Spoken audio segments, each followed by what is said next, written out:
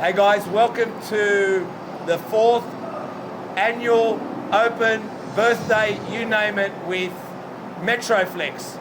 I've got Manny here, who's owner and director of Metroflex Australia. We've been honoured to turn up and do some podcasts with not only Manny, but some of the guests and members and even the staff. So I think you're going to enjoy this special edition podcast. So let's start off. Manny. Steve, thank you very much for today, mate. The honour is really mine. I really appreciate you guys coming down and being a part of this. Oh, mate, you made me feel like a rock star. I actually walked through and someone pulled me up and said, "Are you Steve from Muscle Dogs Podcast?" Yeah. I said, "I am." So I'm very I have to be honest, I feel the same way. I've never done a podcast before. This is my first time. Is it your first time? Yeah, I feel like a rock star myself, I have to admit. You're doing good. Oh, look, you know what? In a humble way. Yeah. You're a rock star, mate. All right, so I always tell people that they're Bon Jovi and I'm Ricky Sambora. I like it. So, because Ricky Sambora is a good-looking guy as well. I'll take Bon Jovi any day, You take Bon Jovi, all right? All right, so let me start off firstly. So you opened Metroflex 4 years ago. What was the motivation behind that? Yeah, look, I always wanted to open a gym from a very young age. Probably before the age of 10. I wanted to open up some sort of a gym/dojo. I was into martial arts from a young age and weights. I had a little set at home and a boxing bag and a speedball and some weights from Red Bull and one of those home gyms. I was fortunate enough, my father bought me for Christmas one year, so just did it at home in the backyard. Used to go for runs and that, did kickboxing, martial arts. Was that the martial arts you did? Yeah, I did kickboxing. Started with karate and then progressed to kickboxing and then Muay Thai. So a little bit of a background in that, a good 15 years worth. Travelled to Thailand, trained over there with the Thais on 2 occasions, lived with them, trained with them. Came back very, very fit and very conditioned. Never had any fights, but I think I could always hold my own. Oh, good. And what is it with bodybuilding and Muay Thai at the moment? Everyone seems to be doing bodybuilding and Muay Thai. Yeah, no, that's a good question. Look, I think for me it was, the weights is, I guess, conditioning the body for the Muay Thai and vice versa. They all go hand in hand, strengthening the body for any real sport, really. Well, my son's doing Muay Thai at the moment. He's done Taekwondo, he did BJJ, and he's doing Muay Thai. And he's 18, and he keeps asking me to spar. And I said, "I don't want to." And he asks me why. And I said, "Because I'm scared." And he thinks I'm lying. I said, "I'm scared of you now, mate." So forget it. Mate, my son's almost as tall as me, and I get scared of him too sometimes, and he's only 12. There you go. So that's we love them, don't we? Absolutely. Love being scared of them. Absolutely. What was the most challenging part you found opening a gym? What was the most challenging part? I think it was starting off. Yep. With any business, you start from scratch, from the ground up. But I look at how far we've come today, and we've really come a long way. 4 years in, we're at 1,000 members strong today. I couldn't be more grateful. We have come a long way. It didn't begin with what you see around you today. We probably had about half of the pieces of equipment that are in this gym, and we slowly added as we went on. A lot of money's gone back into the gym. Yeah. I very rarely pay myself much. I just pay myself enough to pay the bills and get by. Sounds like a businessman. Yeah, and I do put a lot back into the gym for the members, for the community, and for the gym, for its growth. Well, man, this gym it's not only fresh, it's nostalgic, it's everything. I've never seen so much muscular bro in the gym for a while. I don't know, mate. It makes me get goosebumps. It is the Mecca. Thanks, mate, and I'm glad you feel that way. And that's what we wanted to create here. I wanted to bring back that old school bodybuilding, garage style, factory style, warehouse style, whatever you want to call it, gym. Not corporate, far from it. We want to know our members on a first name basis. You're not a number here. We've got a very good vibe here. Everyone goes on about the vibe here. You can wear your work clothes here. You can sweat, you can moan, you can groan, you can carry on. There's no judgment.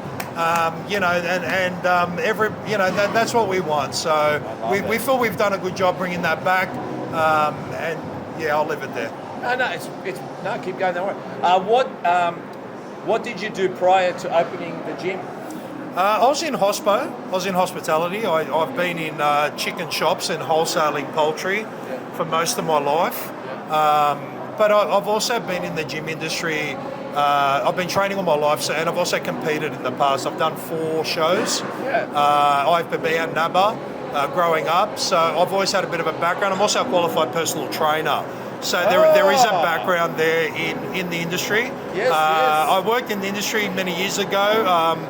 For Paul Galanos, he was the owner of, it used to be Pacific Gym then. Then it was Lifestyle Fitness at the time when I was working there. Today it's Hardcore Gym. I remember. So yeah, I was one of his head coaches. Did that for about a year with him, and then I went back to hospo.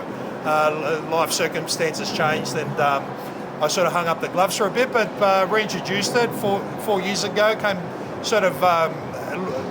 Got back into it, and I'm glad I have. I'm not looking back. It's all forward from here. I love what I do. It's a real passion of mine, and it's a real nice change, career change, to say the least. Well, firstly, you got all the credentials, all the criterias, which you just mentioned. Which comps did you do, and how did you place? So in 2010, it was a while back, thinking back now, it was my first show. I was only 12. It was IFBB, it was a Paul and Carol Graham show. Oh, yes. There was no pro or elite league then, it was just the one IFBB. Yeah. I placed first in my first show. I came first in the men's novice. Yes. Which was a challenging class. I mean, it was an open weight, but I did the work, I did the homework, I did the hard yards. Mike Lee was my prep coach at the time, and I just did the diet to a T, listened to what he said, practiced my posing, trained my ass off, did the cardio, did everything I had to do. I had the mindset, I had the vision of me winning up on stage, and I did, man. It came true, it really did, and it was very surreal. Second show was an IFBB under 90s. I came second in that show 2 years later, 2012. Again, Paul and Carol Graham. Third show was a NABA, Night of Champions. It was an elite priest show in Newcastle, came second. That was a high class, so that was harder again. Came second in that one. And then my fourth and final show, I've done 5 shows. My fourth show was the NABA Sydney show. Placed fourth in that, didn't do as well. That was sort of back to back with the Newcastle Night of Champions. And didn't rebound very well, held a lot of water for that show, but no excuses. I just didn't prep as well for that one. And then the fifth and final show was in my late 30s. I did the IFBB Elite Pro at the time. That was a few years back, where I didn't place, but I had a good time doing it, and represented my gym. And my family was there to support me, and I had a good time. We made a weekend of it. That's awesome, man. Well, like I said, all the credentials of owning a gym. Favorite machine in the gym? Good question. Oh God, I've got a few favourites. Just off the top of my head, I think I like the Cybex squat press. Yeah. That would be my first choice. Explain that to us quickly. So it's a leg press and a squat motion in one. The foot plate sort of pendulums back and forth, so there's no pressure on the knees or the hips. You can come right back, get a really good stretch, and load it up pretty heavy. It's got some big weight horns on it where you can load it right up. Secondly, if I can get a second choice, it's my hammer strength side lateral raise pin loaded. I feel it just isolates the side delts really well. I like some of the old Cybex that I've got too in the gym. I've got a really old school Cybex lat pull down, close grip lat pull down, pin loaded. I like that one as well. I just feel it squeezes the lats. I'll tell you what I found surprising is the calf donkey press.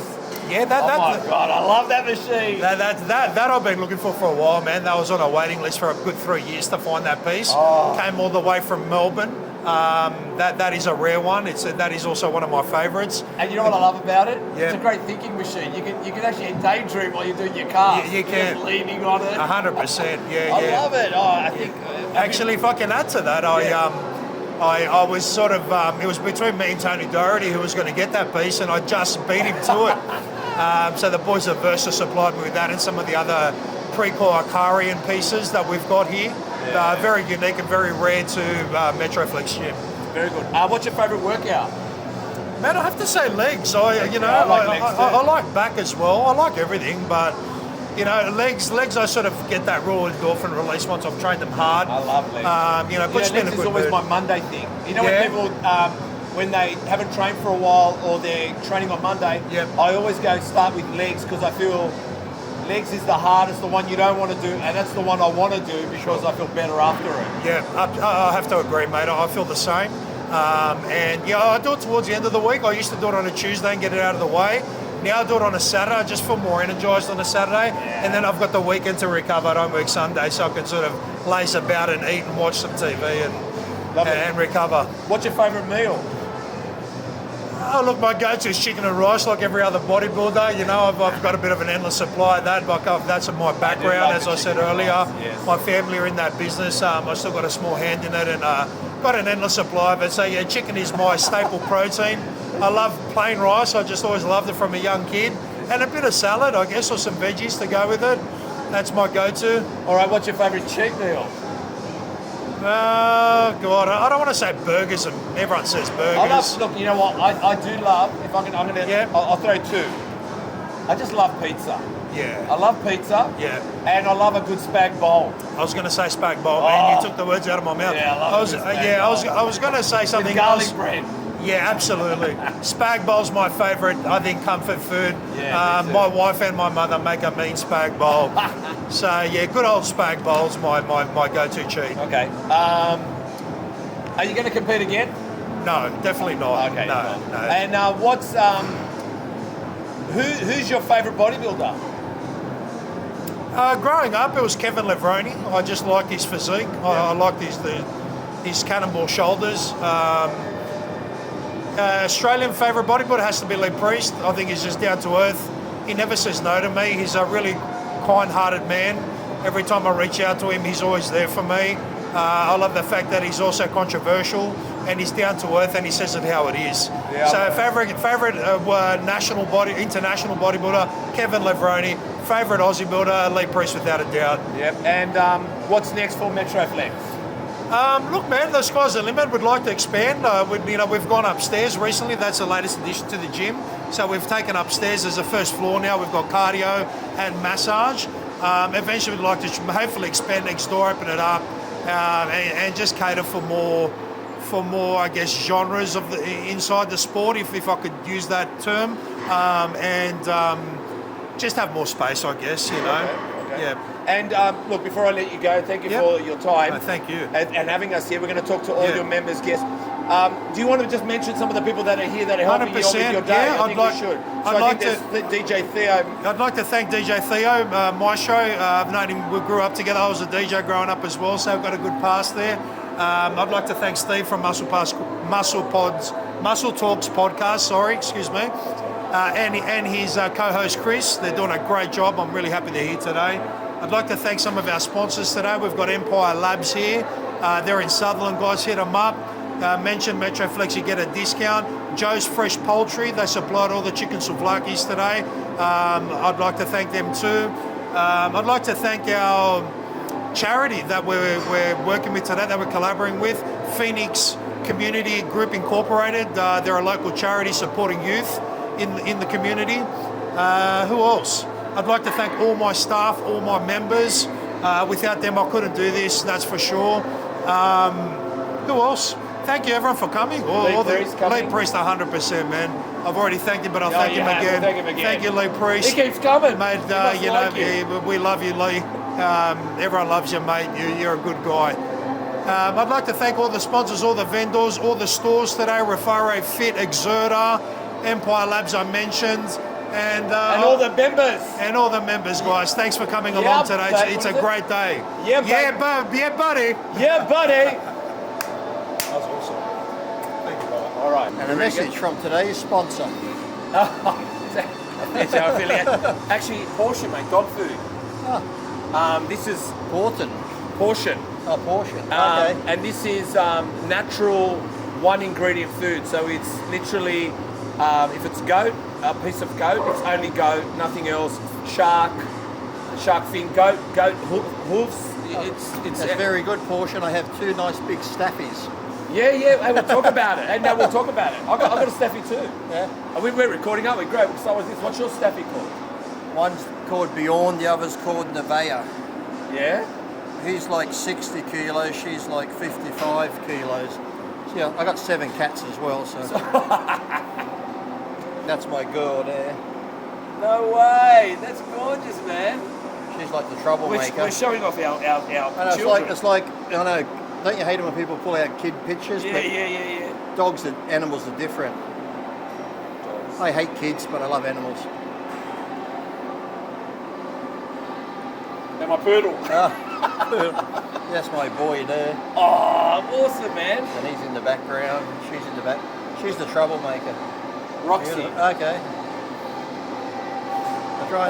My 2 dogs are the ones that tore my shoulder. What? The guy, I was walking him and the guy let his off the leash across the park and it come running for mine, so mine went like that because I had them both on one arm, just a quick snap on it. Yeah. So I dug my knees in the ground, I'm holding my arm, he walks over, he puts his dog on the leash, he's like, that's your exercise for the day. I'm like, if I let my 2 off, I'll give you some. Oh, mate, it'd be dinner. Who my ones, they sleep together. Oh yeah, that's my girl there. Oh, mate, I love it. Yeah, okay, cool. I got a photo, this is like when they were just 8 months. That's 8 months? Yeah, they grew up quick. Like everyone, when they saw them, thought they were big as hell. Like, oh, they must be fully grown. I'm like, no, they're not. That's 8 months, mate. I had a picture of. I thought I had one of. This is when I first got them. They're brother and sister. Oh yeah, I love I said to my wife, I want a small dog, and I get 2 of these. Well, I've got, like I said, look at this. Well, this is what I'm sitting on. I should say, I'm sitting on the can. That's what they do. They just want to hang with you, don't they? Wherever you go. I'm the same with my cats and that. That's like people always say those staffies, them dangerous dogs. I'm like, they'll lick you to death or lay on you. You can't get up. I don't know about you, but my one, if I decided to Roxy, the staff, if I just sat there, she'd lick and kiss me the whole day. That's what my girl does. You'll just sit there. I just sit in my backyard at the outside table, just keeps licking me. I'm like, stop, get away. It's like you don't want to stop them because they're showing you affection. It's like my cats, they're almost like dogs. Everywhere I go, they've got to sit on me, go to the bathroom. Right? If I go to the can, they'll sleep in my pants while they're at my ankles. But it's like I said, I don't want to be mean and kick them away because you're showing your love and affection. So it's like, okay, just... I do podcasts in my office, the little grey cat, he will throw himself at the door, bang, bang. So I've got to let him in. He sits on me, I was doing a podcast the other day, and I was like, oh, we love your cat. He'll just come and I have to leave him sit there the whole podcast. So actually, tell us about that podcast. I've watched it. So what's it like having a conversation with all those greats? And sometimes I see Milosh on there as well. Yeah, no, to me, I guess because I competed with them and been around them, I just see them as friends and people. It's like when I trained at Gold, you'd see Van Damme, like Dennis Hopper, a lot of the old actors and stuff, and Arnold, and you see them all the time, you talk to them, so they just seem like regular people. Whereas if my friends come over on a holiday, like, oh my God, they're such and such. It's I know, I would be. Yeah, when you see them all the time, it's just like normal people. Oh, wow. Well, I mean, yeah, look, I suppose the reason maybe we look at it like that is because it's not only that we aspire to be it, like, you know, if everyone was that good at something, we'd all be the best at everything. Like, I mean, like you said, but even, you know, I still, like to this day, to me, I only see myself as Lee. And to this day, like even coming here to these places when people are like, oh my God, you're Lee Priest, I still don't get it because I'm just Lee. They might be like, oh, but you're a professional bodybuilder, you've done this. I'm like, listen, I'm just a guy who lifts weights. I'm no different to you. Yes, I was a top professional bodybuilder, but you might be a great plumber. So what I do doesn't make me any better than what you do, but because I guess you're in the public eye more, they put you on this pedestal. But to me, I'm like, look, I'm just a dickhead. I'm a normal person. I'm no better than you just because I was a pro bodybuilder. And like I said, I don't like people to put themselves up here because I said, we're all good at something. So just because I was good at bodybuilding doesn't make me better than anybody else. But you know, some movie stars or some athletes do get an ego to like, do you know who I am? I'm like, that's when some bodybuilder said it to me. I'm like, you're a fucking guy that lifts weights. Big fucking deal. Whoopie-doo. It's like, what about those famous influencers? They're the best. Oh How good are those guys? I don't even like people talk about some people. Have you seen this guy? And I'm like, who's he? I've never heard of him. And yet they have all these followers, and then I look at their page. I'm like, they're just taking something training, making it sound scientific, and I'm like, You don't need to overcomplicate training. It's like, So tell me, what age was it when you first grabbed a weight? probably 12. 12? Wait, do you Around remember there. where it was, what you were doing? I'm just in the garage at home. Yeah. Samson's weights? No, I don't know what they were. I think there was one of those plastic lead-filled ones from Kmart. The old set you'd get. Oh yeah, I drove to Samson's at Silverwater. There was a place that used to make the iron ones. Yeah, they Okay. melted them, right? And it had the name on it, Samson. And I do you remember seeing the plates. And of do you that. remember the hole was only a small Yeah, hole? but a small bars. And do you remember the times you used to put the weights on, and then the other side would come up and smash you in the jaw? Because you'd have the cheap, the balance cheap it. bench at home that the thing that held the weights wasn't out. Here it's in the middle. Yeah. Do you remember those Took days? one off. I remember I used to train in Mitsos gym. Okay. Terry Mitsos. I've asked him to come on, but he won't come on either. No one wants to come on with me at all. But Terry, I remember training at Marrieville at Mitsos gym, and you'd always know you'd be training, and then you'd hear this commotion like bang, smash, Yeah. and you knew someone unloaded those small pig ones. I actually saw a guy. I was at a gym. There was like a leg press that wasn't bolted down. He didn't do a leg press. He unloaded the whole leg press. Just I'm like, first day in the gym. I love that. What was your first workout routine like? I think when I was younger, it used to almost be like a Monday, Wednesday, Friday, full body. Yeah, full body, wasn't it? Have you heard the rumours people are looking at full bodies now? Well, really, if you think about it, if you just did 2 good compound movements or 3 exercises per body part, and you move at a pace, you could probably do it. Just depending on when you do the legs and back part, because they take the most out of you. So you'll probably get away with doing chest first, but if you did legs first, you might be like, oh my god, it's like fuck. I'm tired now, and I've still got 5 body parts to go. So I know. or I used to do it like one day I might do legs, back, chest, shoulders, arms, but then on the next day when I do my full body, I might do the arms first and then chest, and just keep mixing it up. Yeah. That way, because whatever body part you do first and second, it's going to get the most. Well, that's why I actually decided, I told you I study things. So I thought one day, how come I don't train, say, chest and back together, but I train quads and hammies together? I usually get to hammies and I'm fucked. Yeah. So I decided one day, no, hammies get their own day. Yeah, I used to do that. I don't either give them their own day. Yes. Or do one in the morning, one at night. Yes. Because if you've given legs quads 100%, There's they're no way. pumped. You can't do leg curls properly, or if you do them, you're like, that's enough. Yeah. And that's why a lot of people And calves, are you just walk away. quad dominant Yes. because they put so much in the quads, and when it comes to hammies, they're like, that's it. And calves. And I learned from Jay Cutler, maybe yourself too, he said he would do, if it was a calf day, it would be his first exercise. Yeah. Because when you get to calves, you go, I've got to get out of the gym, I'm going to quickly do a 5 Like minute. calves and abs are like boring. It's Yeah, like, let's get the fuck out of here. What was your first comp and what was your last comp?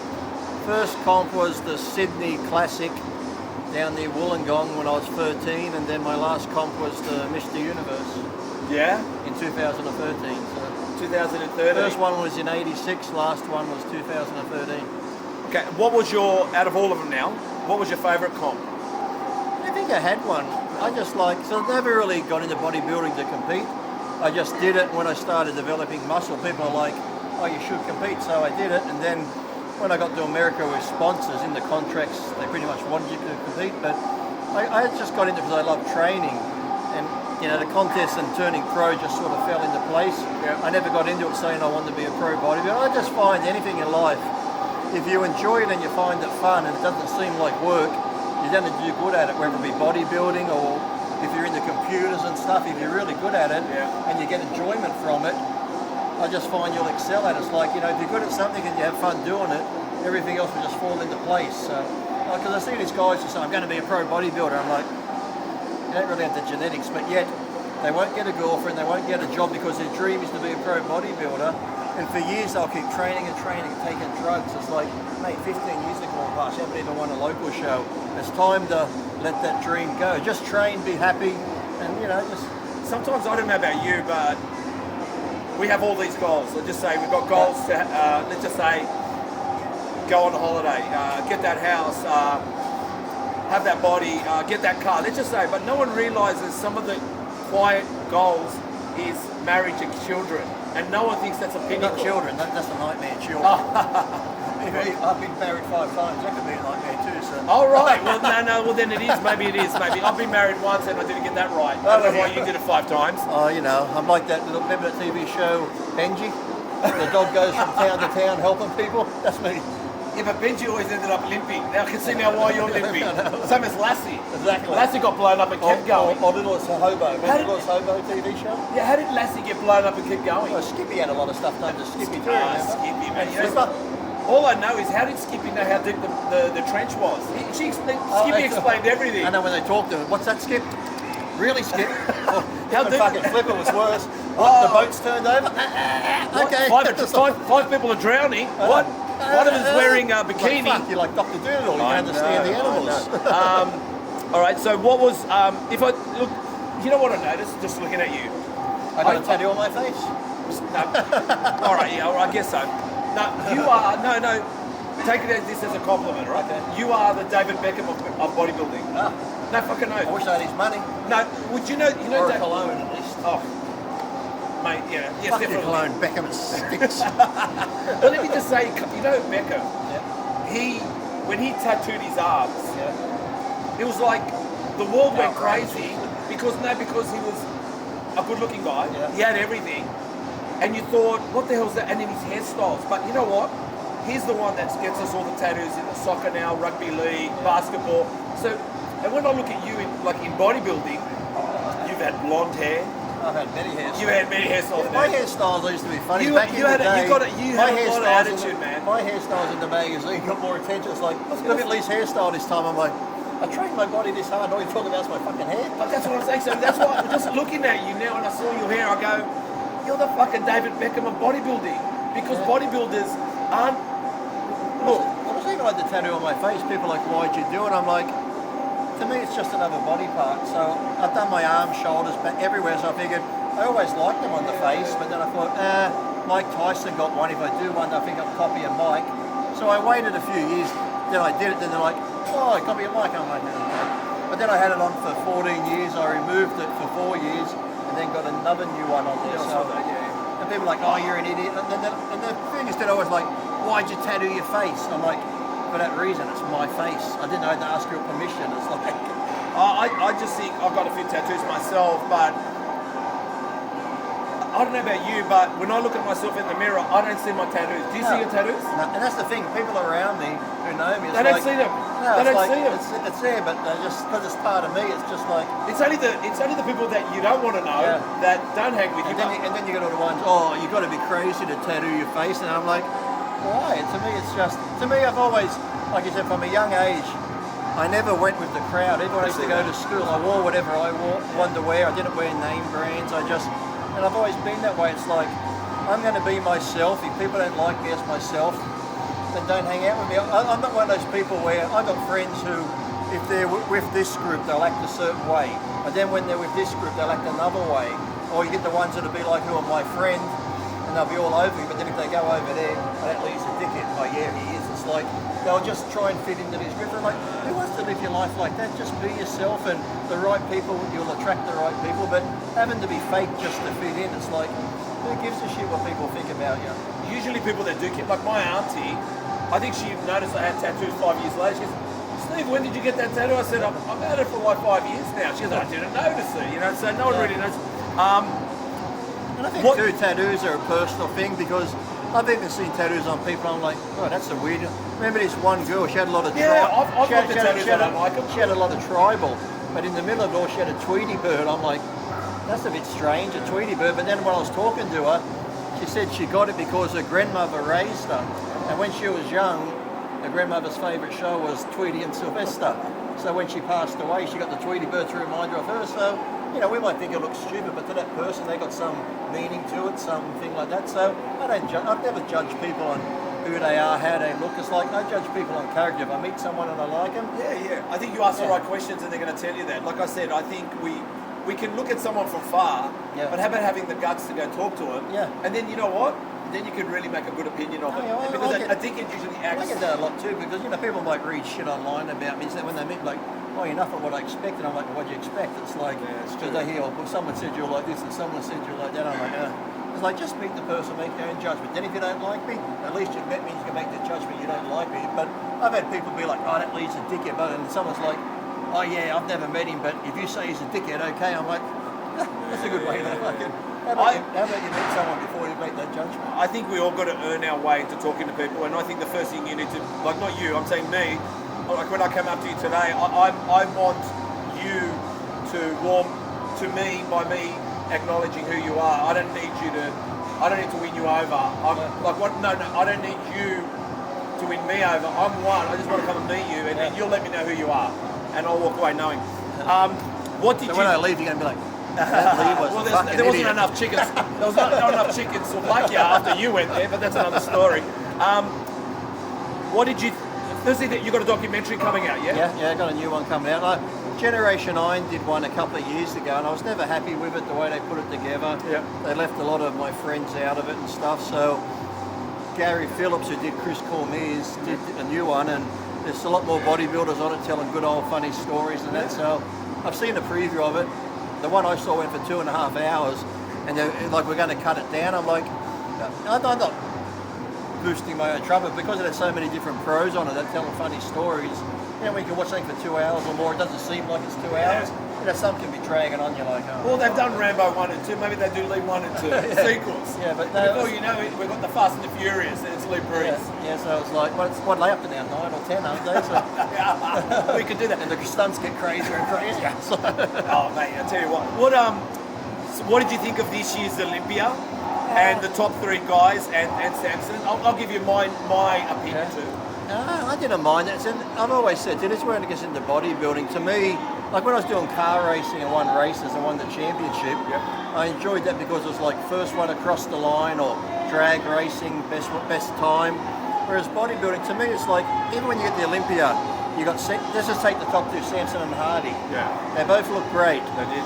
But because one's taller and bigger, different body types, to me, Hardy's the best for his body type, Samson's the best for his, so I always hate saying he's 1 and he's 2 because if Hardy had a 1, I wouldn't have had a problem because he looked just as good. So I know somebody has to win, but at that level, and like I said, because it's based on opinions of judges, okay, he might be Mr. Olympia, but that doesn't mean Hardy's any worse or any less. It's just on that day the judges went for that look. So you got the Nick Walker look, the freaky look. So if Nick was in the top 5, if he had competed, to me, okay, Samson is Mr. Olympia, but then Nick looks just as good. He could have been Mr. Olympia, but it was a bit different if everyone had the same body. Then you could be like, okay, it'd be like if you had a line of Ferraris all done up and a judge who's got the best Ferrari, well, he might go, this one's a bit cleaner interior, this paint's got a better. Yeah, little things like that. But if you had a Ferrari, Lamborghini, or Porsche, and that, it's like they're all great cars. How do you pick the best? Because they're all good in their own category. So I see that with like the bodies too. I think they're all great. So, but I thought Samson looked good. I think he made the improvements the judges wanted. Yes, he mightn't have been as hard as Hardy, but he was hard enough and with his balance. He had a good balance, I feel. Yeah. Like, you know when people say, they win it from the back. Well, I think to myself, you still want to have a good front. Yeah. But it seems like Samson, I don't know if he was dominant, he was just perfect everywhere. I always hated that too because the back is just 2 poses, the rear front spread, a rear double bicep. And I've seen guys who dominate the side poses, the front poses.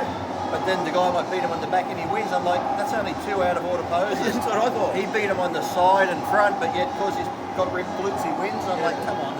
And that's why it's not an arts contest. Come on. And for me, as not understanding completely bodybuilding, meaning from never competed but watching it for years and saying, I enjoyed Samson's overall symmetry. To me, he just looked like the pinnacle of a bodybuilder. I think what's his name is going to get there eventually too, Andrew Jack. Because he's got the size. Yeah, Andrew Jack. Give him a few more years with the conditioning and muscle maturity, and then I think he's going to be up there because he's pretty similar to Samson, whereas Derek and Hardy are pretty same in body style. So 100%. What do you think of?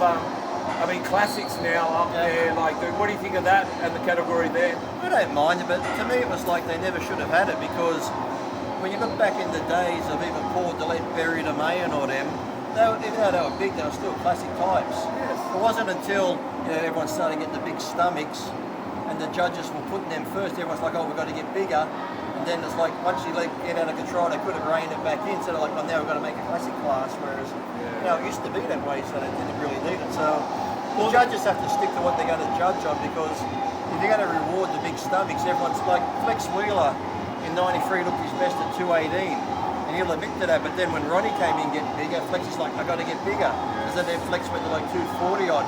He still looked great, but his best was at a lighter body weight. So it's like everyone starts, well, now it was like conditioning and that. I think Hardy said after the Olympia, I won't get as shredded next time to go for size. Yeah. So now Samson's won. He wasn't super shredded, but he was hard enough and big. Now everyone else is going to follow suit. But we won't come in as hard now because that's what they're looking for. So everyone might come in a bit softer, and before you know it, the guy will come in shredded and he'll win. Everyone will be like, oh, fuck. No one's going to be happy. You're never going to know what you're... That's why I've always said, just come in the best you can be, because sometimes I think, yes, the judges have a criteria, but sometimes they might not even be sure. They might have an idea of what they want, but until they see it, they might not know. So they might just go, okay, we're looking for this, but then you walk in and like, holy shit, that's the winner. So just come in the best you can be. Don't try and play games and match up with somebody else. Just stay in your lane, be the best you can be, and maybe on the day that's what the judges want. You guys, but also what I realised, you guys seem to have like a year Grand Prix. It was like a race of championship points to get to Olympia. Now someone can just go, I'm just going to Olympia. Yeah, like you win once, and then there's 60 guys up on stage. I just think it should be, how good are you for the year handling the pressure of being a pro athlete? That's the thing, because I think one year I did 11 shows. That's what I'm saying. The least I did was probably 3 or 4. Wow. You get these young, even Nick when he was young at 25, he's like, I'm just going to do one show. I'm like, why are you young? That's when you learn. Yeah. You learn your body more. Do as many shows as you can for the experience and stuff like that. But all these guys hang around for one show. It's like, well, if you only do one show and you fuck it up, that's it for the year. But that's what I'm saying is, I didn't know you or a lot of them for Olympia only. Like even Sean Reyes and everyone. I knew you from different comps. Yeah. Like you would just at the front of the cover of a magazine because you won that comp, and that was you that month. And I think that's where people say we were better back then.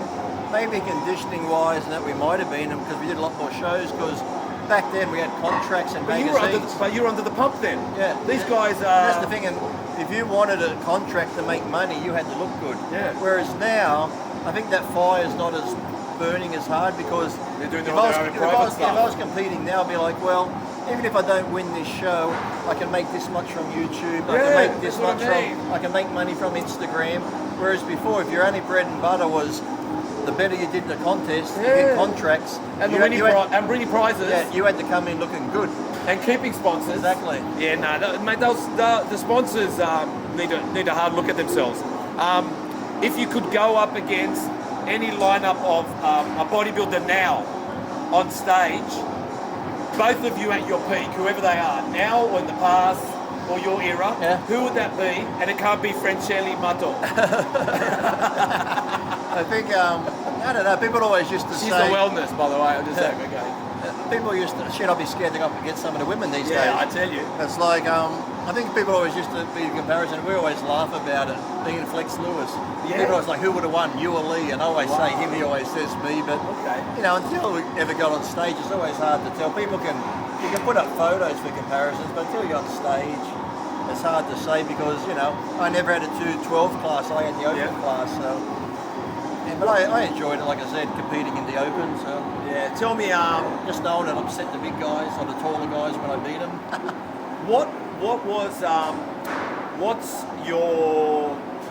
there's a question I want to ask you, and it's a good one. This girl answered it really well. She's actually studying science, but I want to ask you. I won't give you a scientific answer. I want to ask you what's your no, don't. I don't know that either. I've got no certificates, by the way. Nor do I. But what was your bodybuilding go-to meal? And just say, and are you? Because it's just a general question, and I'm not calories in, calories out type person. No. But what was your go-to bodybuilding meal? Because I'm going to ask you a cheat meal as well, and it's probably both the same. Not even when I was dieting steak and rice. Or Steak and rice, yeah. I'm very basic, steak and potatoes. Yeah, yeah. Red meat, your body I like always red had meat? red meat, Yep. like most every day. Yep. And then like chicken breasts and that, but always look forward to this red meat meal more than anything else. Okay, So. okay. And what about this thing about calories in, calories? We won't, like I said, I'm not here to cook. Well, I counted calories when I was a teenager, but then as I got older, I didn't really. I just figured if I was getting ready for a contest, I just ate clean food, looked in the mirror. If I needed a bit more off the waist, I'd cut back or do a bit more cardio. So I was never assessed by the scales or, okay, I've eaten this many calories, I've got to burn this much. I just went by the mirror. I think there's so much information online and everywhere that people overthink things too much because they get too much info. They'll read this here, then they'll go there. It's almost like when you watch the news. 1 week chocolate's good, next week chocolate's bad. So people just get so much information online now with so many different diets.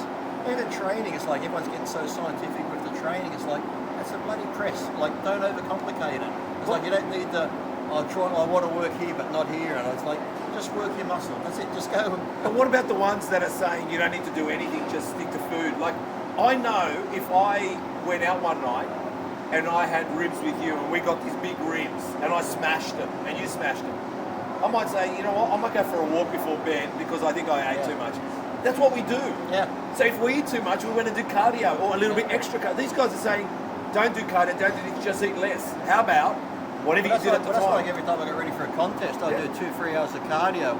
People are like, why do you do so much cardio? I'm like, because I can eat more food. Exactly. I'd rather to sit there hungry. Yeah. I'd rather eat another meal and just go for another half-hour walk. Light bulb moment, man. Light Keep bulb. you fuller, keep you fucking stronger. Did you tell us what your cheat meal is?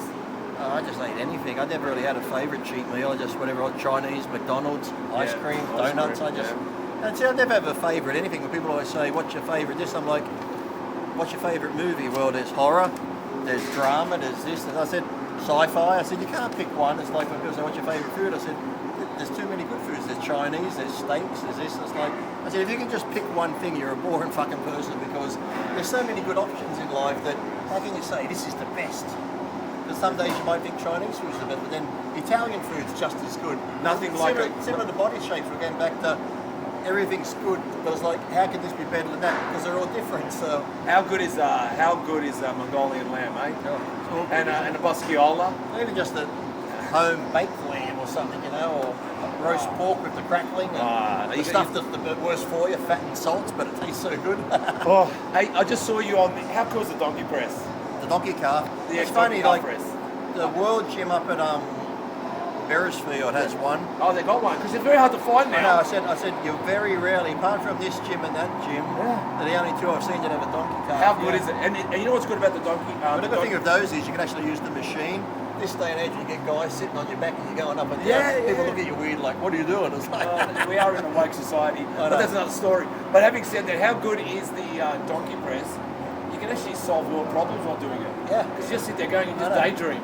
people like it, you just be on your phone right. It's like these bastards now when you're out in public and you want to go to the toilet at the airport, these fuckers are just sitting in there on their fucking phones. You can hear them, it's like, take your fucking dump and get out. There's a line up your arsehole. Especially when you hear them taking calls. I know. You're like, Oh yeah, it's me, Brian, I'm going to be late for work. Oh, what's the meeting about? I know, it's like, take your shit and get out of there. Come on, people are waiting. You can hear them tap, tap, tap, tap, tap, tap. Oh, I hate it. What's, we'll finish up shortly and let you get back out there. Right. What is your favourite machine?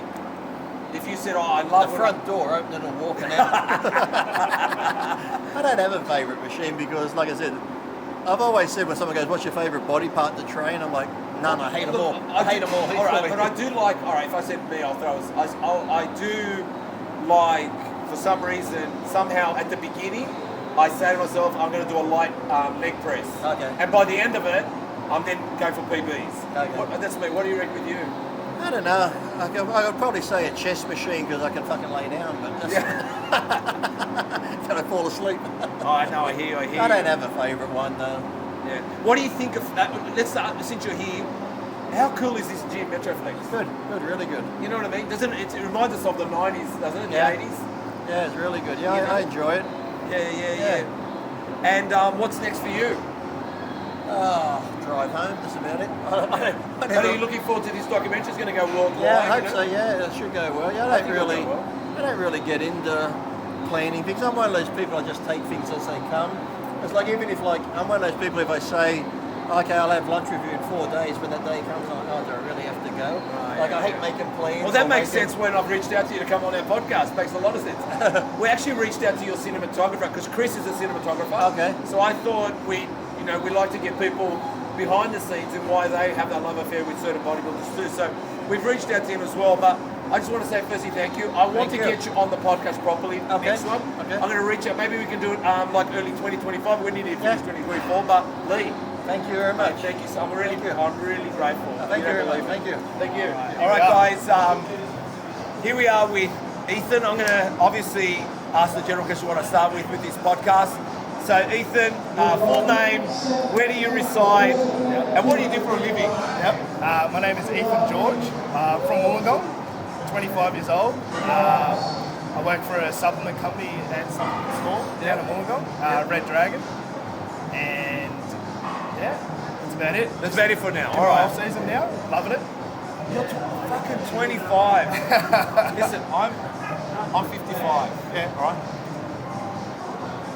You guys have taken over because at 25 we were big, but next to you guys we were small. No, it was just it's just what it is, everyone compounds. Like you guys, I guess, are carrying on the torch and how you train.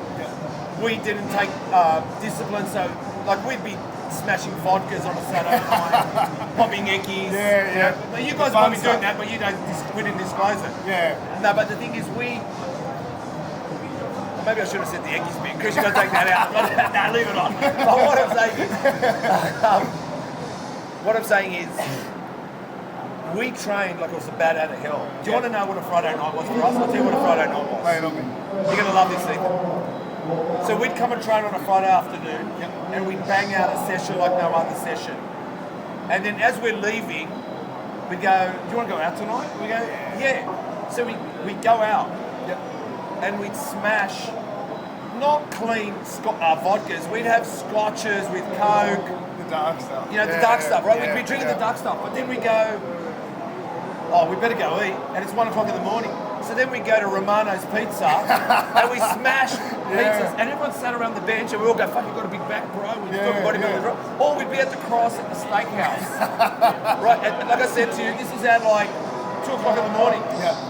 We get home, the sun's coming up, and we go, no, listen, we'd say, see you at the gym at 10, I'm going at 12.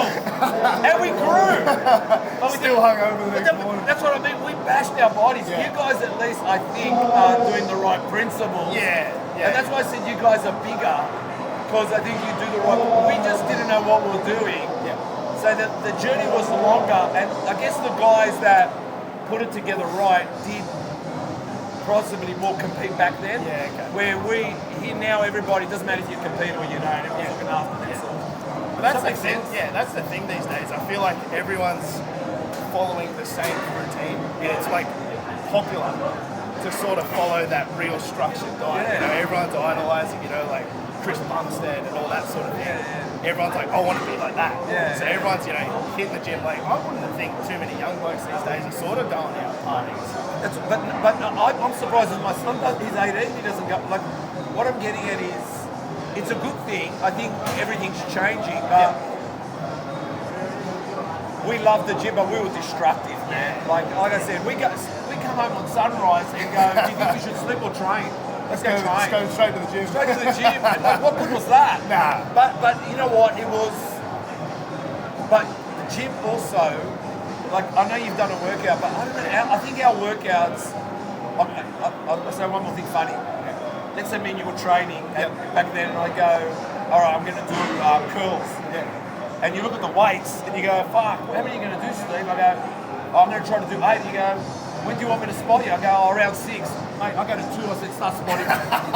and you know what? You help me. You're doing these ones. The whole way through. So that's how we train, man. We're fucking idiots. But it's fun. It was you fun. enjoy it. And I think that's why we got this appreciation for the place. And look at you and look at you guys. So look, are you a member here? All right. So tell me, why are you a member? Firstly, why are you a member? Why do you like this place? Metroflex. I became a member here probably about, started training here probably about 12 months ago.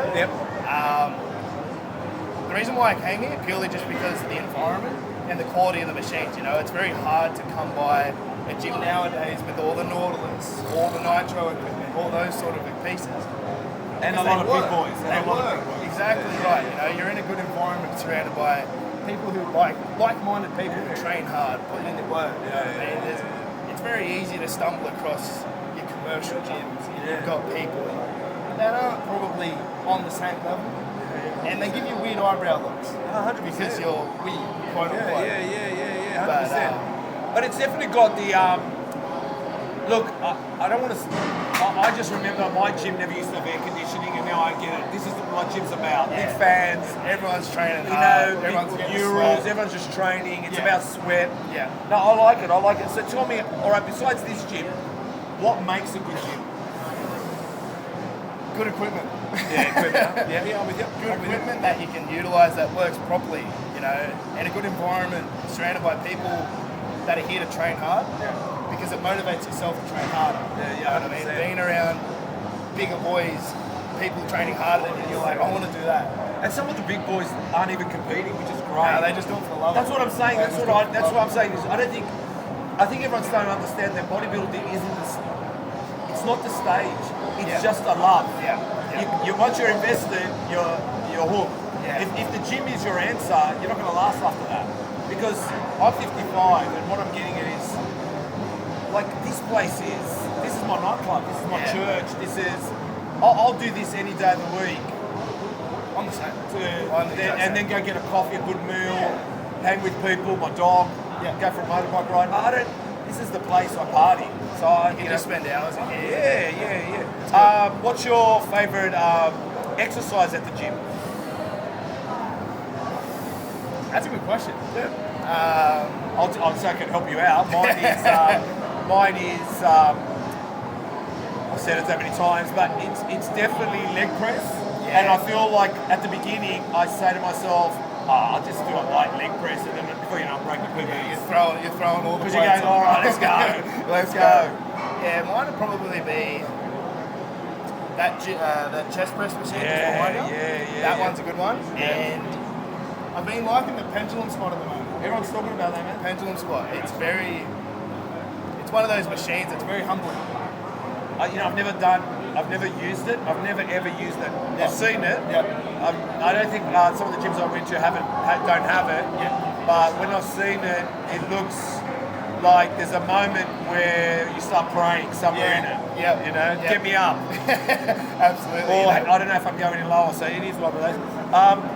What's your prominent body part, and how do you train it? Like I said, quads is a problem. My back's one. So, like I said, I like bend over rows. Not many people are doing those, but they seem to be incorporating bend over rows.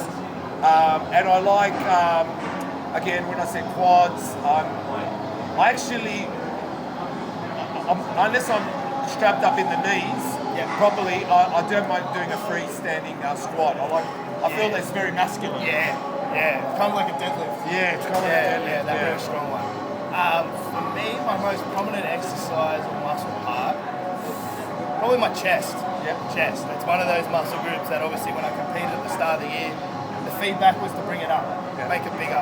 So I've been putting a lot of thought and a lot of intensity into my training session for that. Heavy pressings, flies, throwing the whole kitchen sink at it. You know what I mean? Just really trying to overload the muscle. Try and drive that growth up. Nice. Let's just quickly, you competed this year season 8. Yep. First time. Was that your first? First competition. All right. Now I'm going to ask you personal questions. Yep. How did you feel when you made the call that you're going to compete? Were you nervous? I've always wanted to compete. It's always been one of those things because I just love bodybuilding, like training, competing, growing up watching like Arnold, Lee Priest, Ronnie Coleman, all that sort of thing. It used to be like just my enjoyment. And I've always said to myself, like one day I'm going to do it. Right, okay. Never had any expectations of how well I'll go. I've just wanted to do it. So what made you pull the pin on, not pull the pin, what made you light the fuse to do season A? Like was everything aligning right? What was it? I just said, you know what, fuck it, do it. Yeah, okay. Let's do it. And you know, I'm so grateful and proud of myself for just. I tell you what, you honestly, this year's Classic Boys, Season A and Season C, even B, but what I'm getting is, I don't know, you guys have gone, I don't know if anyone's looking at Open as much. I'm not saying Open's not good, but look at Open. Open's really 5 guys, 6 guys. You guys have got lineups coming, like it's an attack of Classic. The standard for Classic physique at the moment is just... Oh, in Australia. It's intense, man. It's intense. I remember being at Nationals, you know, pumping up out the back. Just what were you thinking when you were out there and you see the boys around? Do you think you're worthy sometimes? Mate, I felt like a little fish in a pond, like, you know what I mean? Surrounded by bull sharks. I always feel the same way. I feel the same way. I mean, I just remember being backstage, just looking at all the boys, just going, who's eating? You know what I mean? I agree. You know, like the boys, you know, just... You needed to talk to yourself a lot back then, don't you? But I was there just for the love of it, you know what I mean? Like, I looked at all the boys and I thought to myself, you know, like, I'm not at that level yet, but I'm just grateful to be here. Well, you did very well, man, for not being at that level yet. It was good, you know, it was one of those, Jesus Christ. it's all happening. Oh, crazy. I'm going through some questions that I had for the other boys. Yep. What's your favourite machine here? Favourite machine here? For me, I just saw the donkey press. When I saw the donkey press, it's like you can't find that. That's what I love about this place. I love that machine. This gym has a lot of pieces of equipment that you would never really see at most gyms. No, you don't see it. You can They walk take up around space, here, it's right. you can train anything here, and you've always got something new to do. Oh, yeah. And you just go, this is nice. Yeah. Anything else? I mean, you can agree with me. It doesn't really matter. It's tough. There's just too many to pick from, you know? Like, you've got, like, your seated dip machine there. They're sort of hard to come by. Yeah. All your chest presses, all your back pieces. That chest-supported back row. Yeah. That Oh, one's the nice. low row, yeah. They're hard to come by. But just any body part you're training at the time, you could come in here and find a piece of equipment that you've never seen before. And you use it and you're like, wow, Yeah, no. I've been missing out. It's definitely, man, like I said to you, it's probably the most unorganised looking gym, most organised. If that makes sense. Organised chaos. But that's how gyms were, where before they give people space, they've got these little, it's like you can't, certain gyms you can't go back to because you realise even their barbells are wimpy. Like you just don't want to touch what that is. What's your favourite bodybuilding go-to meal? And are you calories in, calories out? I'm a big foodie. I love food. Oh yeah.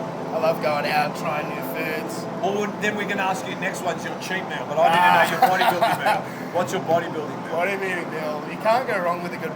It sounds so boring and plain, but chicken and rice. Don't worry. It's 82 people said steak. A lot of people said chicken and rice. You know what I mean? It's boring, but you can make boring fun and enjoyable. You know, or cream of rice. Yeah, I've never had cream of rice, but everyone's talking about it, man. Missing out. Am I? Yeah. It's getting cream of rice. Because I got a sweet tooth. Yeah, but everyone talks about cream of rice. Yeah. Mate, you got to try it. I've got to try it. I've got to try it. What's your cheat meal? How many? Look, all right. When I had Manny here myself, if I said I don't mind a pizza, but it's got to be family size for myself. Or if it's comfort kind of food, big bowl of spaghetti bowl with garlic. So what's yours?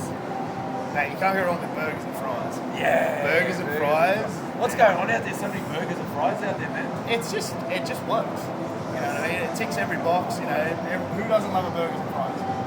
Man, I'll tell you what, there's some crazy places. Do you like Chubby Buns? Do you ever Chubby Buns?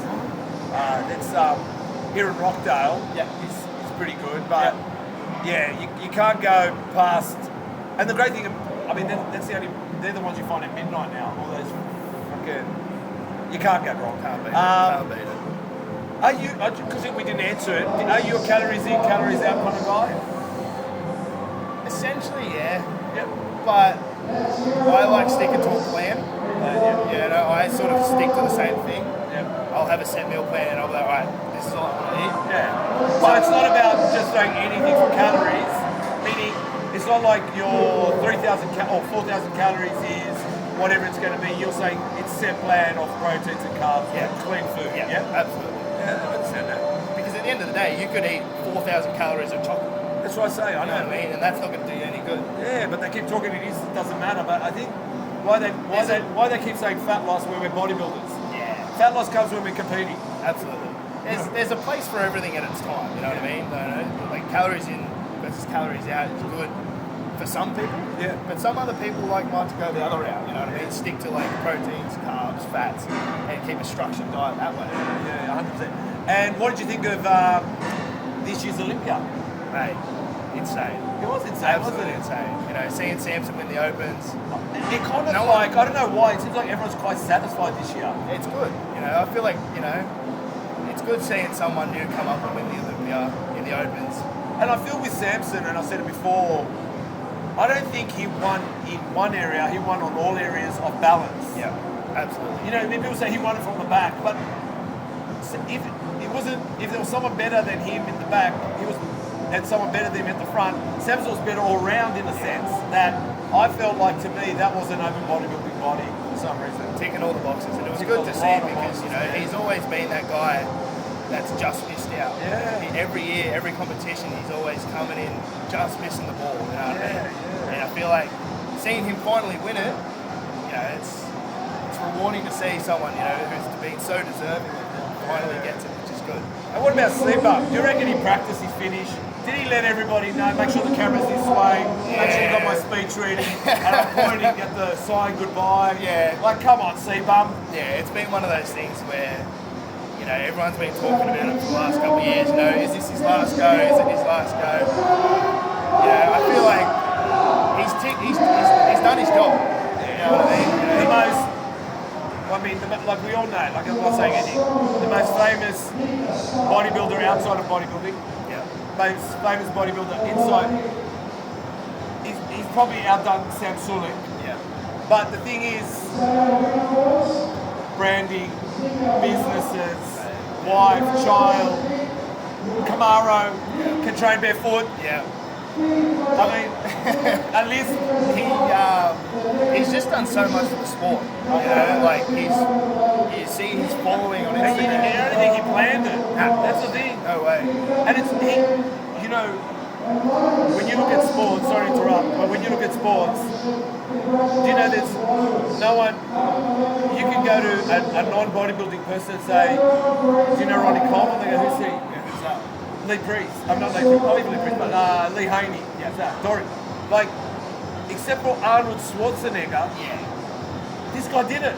Yeah. C-Bum did it. It's crazy. That's what I mean. It's Like, crazy. you got Michael Jordan, you know, even if you don't follow basketball. Yeah. All these people that, like Tiger Woods, you wouldn't know golf, but you know Tiger Woods. One of his C-Bum did it. Yeah. And it's crazy to think for such a unique sport as bodybuilding. Not that many people know much about bodybuilding, but everyone seems to know Seba, which is insane because, you know, just for what he's done to bring the name of bodybuilding to what it is now. You know, and I feel like that's what bodybuilding's needed over the last few years. You know, like you had your Ronnie Colemans, your Phil Heath, and then after that, I felt like it sort of just went into a bit of like a weird sort of phase, not really names. And then, you know, you got C-Bum who comes along and just took it to the next level. I think he just humanised it. Yeah. Because he's a relatable character. Yeah, I don't think it's just his body's still kind of unattainable in some ways. Yeah. Entertainable, Yeah. but his attitude made it sound like all of us. Yeah. And I think that's what changed. And it wasn't chicken and rice. It was I don't know what it was. That guy did a good job, but funny enough, who is your favourite? Oh, wait, when are you competing next? Probably back end of next year. Okay, yeah, that gives you Season C next year. Put a bit of Probably size be the go-to time. Get into it. And who's your favourite bodybuilder? I mean, everyone's going to say C-Bum. Yeah, especially me being a classic physique competitor. Yeah, you know, everyone's got but C-Bum. You can say C-Bum. You give me another era. Like I'll tell you, I said it. Like I liked Dorian Yates. Yeah. And for some reason, I warmed up to Jay Cutler too. For some reason, only because I like mongrels. Yeah. And he won 2, lost 1, but he came back to win the other 2. And then when you really look at Jay Cutler's physique, he did something extraordinary. It was massive for a white guy. I'm not trying to say like for a white guy, but it was big. Yeah. That's the thing, you know, like just It's a big body, man. it just makes you think how it's even possible. Yeah, he made. That's what I'm saying to you. Jay Cutler did a. That's why I think maybe Dorian Yates, because he got better in time. When he beat Lee Haney, I didn't know. But then when he came back the year after, he just. Dorian's one of those guys where you just watch like the blood and guts videos and all that sort of stuff, and you just look at it and just go like, that's sick. Yeah, that's what I mean. That's It's why. just the intensity and the pure intent to just do damage. Yeah, and I think that's for, well, like I said, what I see bodybuilding. Well, mate, so good to see so you. much, So Steve. good to see the Mo back. The Mo's back and it's here to stay. All right, and we'll get you on a proper podcast soon, okay? All right, man. We'll talk next Thanks for year. having me. All right, guys. As we go through some of the members, guests, and celebrities, I think Ian's one of them. He's Australian powerlifting champion. Thanks, nice to be here, Steve. Likewise. First and foremost, give us the credentials. Give us your CV. Tell us a little bit about yourself quickly. I've been powerlifting my whole life, but I had a few years off when I had kids, Of course. and I only just got back into it competing probably 2 years ago. I'm a bench press specialist. I gave myself a goal. I said, look, I want to hit 200 this year, and I got in the 5-plate club earlier this year, so smashed that goal. But just started competing about a year and a half ago, getting back into it really competitively, and hit some good numbers. All right, so tell me, when did powerlifting capture your attention? And can I ask, was bodybuilding involved in that? Because I can only see that both do kind of cross paths in some way. It does. I mean, it's a slightly different training. I got into it when I started going to the gym as a teenager, maybe 18, 19, and I was bench pressing some good weights. Yes. And there was a few powerlifters at the gym I was going to, and they pulled me aside and they said, mate, you should go in a comp. And anyway, I went along with them to my first comp, and I did okay, and that's where I got the love for it. But the crossover is definitely there with the powerlifting, bodybuilding. Yeah. Just slightly different training techniques. It is a different training bit. And when did you, because I'm assuming, because like I said, bodybuilding's there, I can see by your physique, at what age did you decide, right, I'm going to go all in powerlifting, like that's my focus? What year was that? I'd say probably when I was 20 years old, which is going back 2000s. Okay. 2000. But then at the same time, I was starting my life, just got married, Yeah. and then kids came along, so kind of dropped out of the gym scene for a little while. Having kids, it's kind of a full-time thing to start with. It's hard to do both at once. All right, But, so you're married, you got 2 kids. How old? well, now they're old enough to take care of themselves, kind of. Like I've got a 14 and a 16-year-old. Yeah, 2 you girls. just. So about 2 years ago, I said to myself, well, now I can have me time, and started going back into the gym almost every day. And Did your wife push you back in to say, go and let some energy out? she's always said you're carrying a few too many kilos. You should go. Only she could say that. Sort yourself out a bit, which she was kind of right. But Yes. when I got back into it, healthy mind, healthy body type thing, I just started loving it again, and that's when I realised the strength came back quite quick, Yeah. and so I started hitting it hard and Yeah, well, decided to start competing again. all right, that was 2 years ago. You broke the Australian bench press record 2 times this year. That's correct, yes. In M1, you'll explain this to us in a second, 105 category, and it's a drug-tested category. Please explain that to us. Okay, M1 is Masters 1, Yep. which is basically over 40 years old. Yep. And 105 kilos, you've got to weigh in under 105 kilos. Yeah. And are they all drug-tested? I know you put that there, but I'm just asking the question as a naive person. In the syndicate I am in, which is Powerlifting Australia, yes, there are several different affiliations. Kappa, which is not drug tested, they tend to lift a little bit bigger weights. Yes. And there's a smaller league called Australian Powerlifting League. That's, I guess, not as big as Australian Powerlifting, so I'm in the biggest best one, basically. Okay. So you're holding also the Oceania record as well? Yeah, when I broke the record for the second time this year, I didn't know it at the time, but it was an Oceania record. I didn't find that out till I got the email with the prize saying Australian record, and then another one saying Oceania record, so I was happy with that. So do people know you when you go through Coles? No, they should. But They should, the bastards. They should, but Do you know who we are? Do you guys know who? So you represented Australia this year at the World Powerlifting Championship. Where was that? yeah, funnily enough, the first time I've ever got picked to represent Australia in the World Championships was in Sydney. Oh, So last year was in Damn it. Italy. Italy. I think next year it's in Nepal. It's all around the world. It's world powerlifting. But yeah, funnily enough, this year was in Sydney, which was good and bad because it was home turf. Yeah. But I would have liked to travel for it. But All right, I'm going to ask some normal questions now. Not normal. I just had an idea. I want to know what's your favourite meal for training meal? okay, rice, boiled eggs, bit of chicken, and kimchi. Kimchi. Kimchi, yeah. Kimchi. So I've gone blank. What's kimchi again? It's like fermented Korean cabbage. Oh. It's a bit of chili flavour, Yes, yes. a bit of the funky fermented flavour. Yes, yes. Oh, It's yes, got yes, all the good enzymes because it's fermented, Yes, so yes. kind of like your kombucha-ness going in there, but it's a good flavour bomb as well. Okay. And what's your favourite cheap meal? We said, I just let you know, I said pizza, but actually spag bowls are real comforting food. Yeah, look, What's who yours? doesn't like carbs? Yeah, what's your favourite carbs then? I would honestly say any pasta. I'm a qualified chef as well by trade, yeah. so I eat everything and anything. How good is a good carbonara? Yeah. Huh? Oh, Good eggs, carbonara. can't beat eggs and You pasta. can't. No, you can't. I'm just quickly, because I want to cross over some questions that I asked before with the guys. But who's your favourite powerlifter? Florian Locke, I'd say, is an Australian guy. I guess a lot of powerlifters go unnoticed, but I saw him in the gym when I was younger, and he was throwing 4 plates around the side like it was nothing. And he was in a similar weight category. I did a personal training session with him once, and he made me hit my PB when I was younger.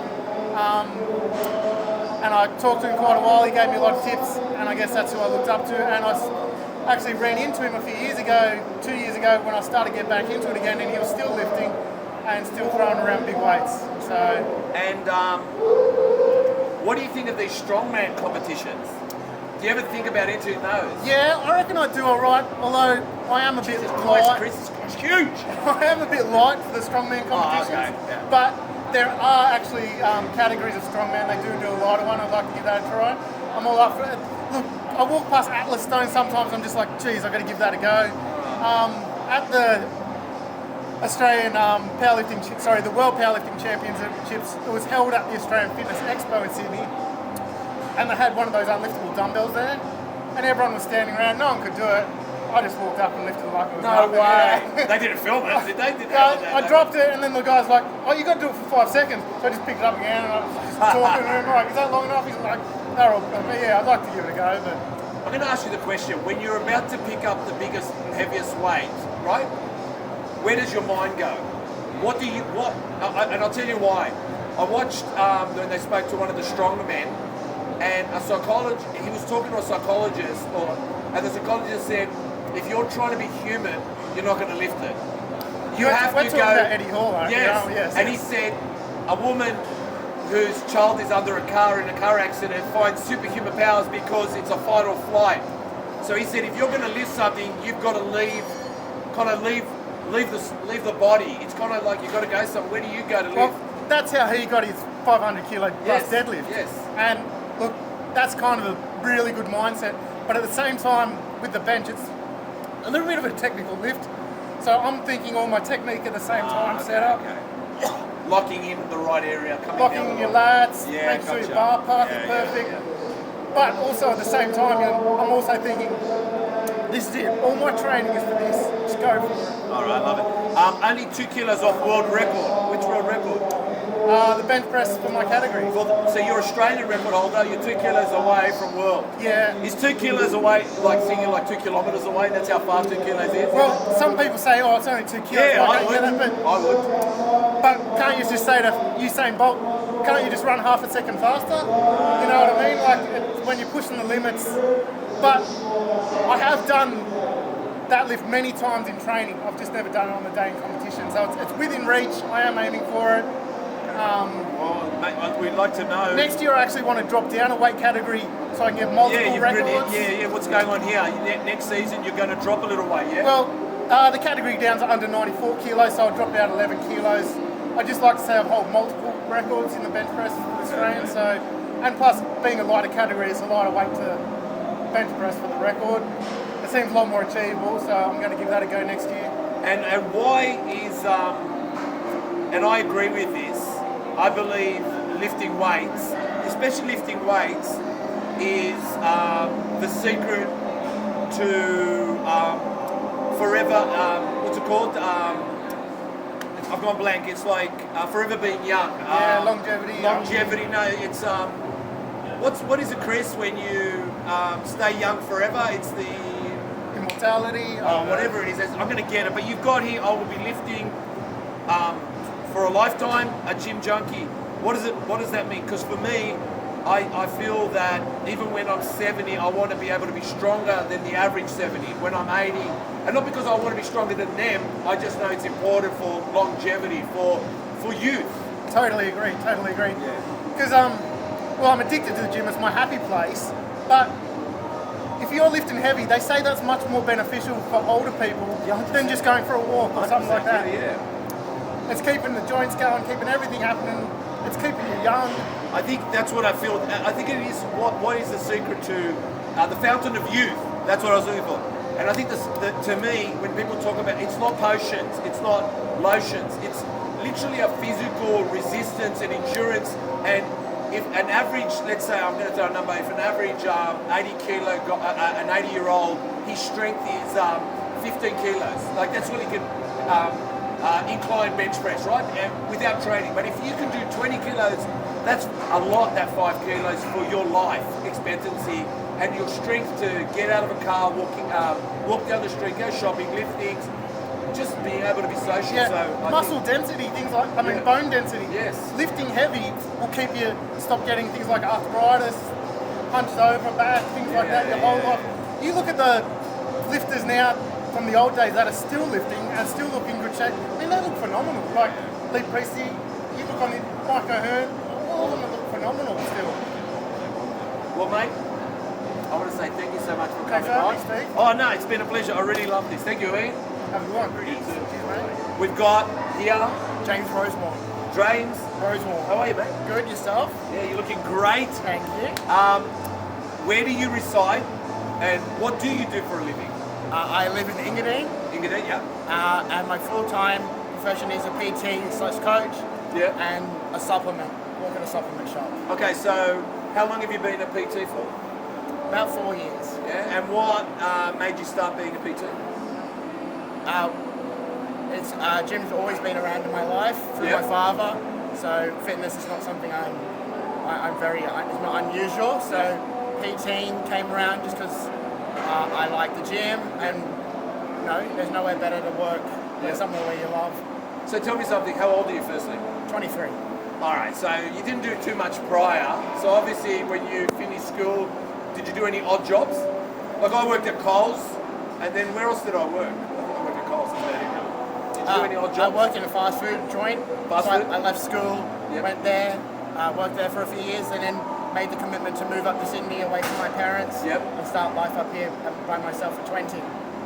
Mate, congratulations. And tell me something, you worked in a supplement store? Yeah, I still work in a supplement shop, Booty Alright. and Buff, Caringbah. All right, good. And so you work here at Metroflex? I do, I'm a PT Okay. at Metroflex. PT, right. So tell us what you like about this place and why you like being a PT here.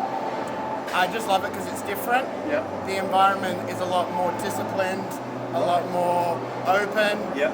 You actually get to meet the people that you can aspire to be like. Yep. So there's a lot, of progress. So you always start at the bottom of the rank when you first come in. Yeah. So it's about working your way up to getting to the boys that I look up to, that I call my friends. Yep. So it's nice, and it's close to home. The owner's always around all the time trying to improve it. And it just feels like family to me. I wouldn't change this for the world. It does seem like family. Are you thinking of competing? Yes, I've competed twice. Oh, you've competed twice. 2023, 2024. Can you tell us where you've competed and what you've done? I did the IFBB New South Wales and IFBB Nationals last year. Oh, so last year you were in Queensland? Is that where it was last year? Yes, last year. Yes. It's in Queensland? Yes, and in Melbourne this year. Yes. Well done, congratulations. How'd you go? I placed second in the under-17s both times. Wow. Classic. I'm really proud of you, man. Thank you. Well done. We've gone to the shows and we've spoken to a few. If you've watched our podcast, not that I'm saying you have, and if you haven't, why not? But having said that, we've had a few great bodybuilders from there. I want to ask you, what makes a good gym? I know you explained it in some ways, what you like about here, but what do you think makes a good gym? Well, I think makes a good gym the culture. Culture, yeah. It's the biggest one. The people can make it, but also it's just this whole community vibe. So it's literally just the culture. I reckon it's a culture. It's a culture. I agree with you. The people can turn it from the worst gym to the best gym, just depending who comes, what they're like. Yeah. 100%. I agree. And what's your favourite exercise at the gym? My favourite exercise at the gym. It's obviously got to be chest. Yeah. Probably dumbbell chest press. That's probably my favourite. Yeah. Okay. And what's your prominent body part? Now you can probably say chest. But what's your prominent body part, and how do you train? I'll give you an example. My prominent body part is my quads. I got that's prominent. I think it's kind of like a natural genetic maybe, or even my arms in a way. So I like with my quads. One that scares me the most is just a squat. Yeah. Free squats. Yeah. That scares me. But I love a really good leg press. I love loading up a leg press. And if I'm in the zone, I love a good leg press. What about you? I think my prominent ones are my shoulders. Shoulders, yeah. Shoulders and back are definitely I see that. what I see. I don't do very much for my shoulders. I'm naturally gifted with a nice frame. Yes. Frame Zane S frame. Yes. But definitely back is one that I think is really most people underdeveloped, but it's quite easily the easiest muscle to grow. So something like a good, sturdy, heavy chest supported row is definitely a way to go. Just feeling that burn, feeling the weight, and just understanding, because it's a muscle you can't see, so you don't know how you're training, what it looks like. You can only go by what you feel. Yes. And progress you can only tell. So it's a hidden muscle, but a big back wins shows, and a big back makes you look beautiful. Oh, they say you win from the back, but I don't know. Looking at Samson this year, I think it was all-round winner. It's an all-round, That's very an first all-round all-round winner. man. What's your favourite bodybuilding meal? Favourite bodybuilding Everyone's meal? saying chicken and rice. I will say chicken and rice. What's your favourite bodybuilding meal? Overnight oats. Oats. I love oats. Yeah. Oats are easy on their stomach. They're good for fibre, and they're just quite filling, and it's easy to make on the go. I could eat oats by the kilos. Okay. And what's your favourite cheat meal? Favourite cheat It's meal? a cheat meal, mate. It could be a burger. It'd have to be typical burger and fries, Yeah. or a nice Chinese meal. Yeah? Yeah, I do love a bit of Chinese. I'll tell you what, that Mongolian, you like Mongolian lamb? I love Mongolian lamb. Fucking Mongolian lamb's like an Italian busciola. It's a go-to home meal. Why and what brings you to the gym to train? Some people will come for mental health, some people come for their looks, some people come, for me it's kind of like a church environment. I come in to have some solace, leave the world, and it gets me stronger to come out to the world. What's it for you? What's it for me? It's about making my father proud. That's what. Your father? My father proud, Nice. because he's got more years under the gym than I've been alive. So it's just about getting his proudness, and it's also about me. As you said, it's about a religion, and it's just about bettering yourself. The gym is very humbling. You can't cheat, and you can tell by someone's physique what their whole life is about. And your dad, he was a bodybuilder? My dad, yeah, he's a fitness freak. Sadly, he couldn't compete, So I thought I'd compete for I him. didn't compete, don't worry. What's his name? Ken Rosemore. All right, well, Ken, legend. And who's your favourite bodybuilder? Of all time? Yeah. That's a really good question. Lee Labrada is Oh, definitely yeah. one up there. Lee I'm Labrada. going to go Golden, or everyone's answer is Chris Bumstead nowadays. Oh, yeah, everyone says Chris Bumstead. Bloody Chris Bumstead, he's killed it. Well, thank you so much for coming on the Thanks, line. I really appreciate your time. Thank you for having me. Podcast, I've got a member here called Sophia. Hello, Sophia. Hi. How are you? I'm good. Are you enjoying the open day? Yeah, it's really good. It's probably a Happy normal day weather for you it. anyway. Yeah, oh, a bit busier than usual. You're busy. You're going to go get a souvlaki where they're giving away chicken souvlaki? Yeah, when we finish our session. Oh, okay. What are you training today? Legs today. Legs? Okay, all right. So, Sophia, where do you reside and what do you do for a living? So I live in the Shire, Shy, yeah. and for a living I'm a student at the moment.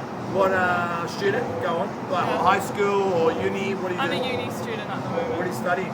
I'm studying science, Science. Ah, anything specific? biotechnology, So you're going to create the new nuclear bomb or something, or you're looking to blow us up? something along those lines. Create Hopefully AI for to the- kill us? Hopefully for the good of society. They all say that until they're paid. Better to keep you guys broke and then we don't get blown up. But that's another story. You're a member of Metroflex, yep. So tell us, what do you like about this place? I like that it's a real bodybuilding gym. It is, it There's is. not too many of them around, so No. it's cool to be able to train somewhere like this all the time. It's pretty lucky. Yeah, you are. We all are, but you are. Yeah, it's a very much. This is very nostalgic, even though it's current day type of gym, and yeah, we're all very lucky to feel it because you get that vibe, don't you? Yeah. I mean, what makes a good gym? What do you think makes a good gym? Besides, I mean, yeah, what makes a good gym? I guess it depends. All right, the last person said culture. Culture? But what makes it? Is it the equipment? Is it the atmosphere? Like we said, the atmosphere. But what is it you think that makes a good gym? I think to me, it's besides the atmosphere. I do like good equipment, and when they've got plenty of equipment, but real hardcore bodybuilding equipment like free weights and not I just like I like equipment. I like good equipment, endless equipment actually. You? Yeah, I'm gonna have to copy you and say equipment. Yeah, I think I'm spoiled now. I've gotten used to having all the niche pieces of equipment. If I was to go back to a commercial gym, Yeah. I wouldn't know what to do. That's what I'm saying. Is equipment is so for me it is anyway. Yeah. What's your favourite exercise at the gym? Oh god, that's such a hard question. Well, like mine's quads, Yeah. legs, but quads predominantly. I love a good RDL or a stiff leg deadlift. Yeah. That's You like working the glutes? More so the hamstrings. Hamstring. And I like anything back. I like pull-ups. Okay. Yeah. Okay. And what's your prominent body part, and how do you train it? I'll give you an example. Quads again is one of my prominent. I do like good leg press. Like I just enjoy it. I like lighting it up, and I feel good when I finish doing a leg press and challenge myself. You? Probably back is my best body part at the moment. Yeah.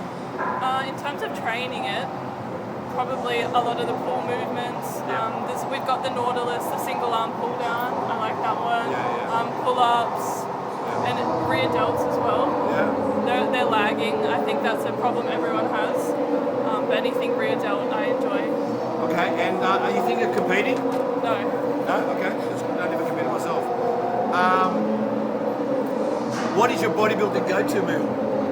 Meal. And are you a calories in, calories out person?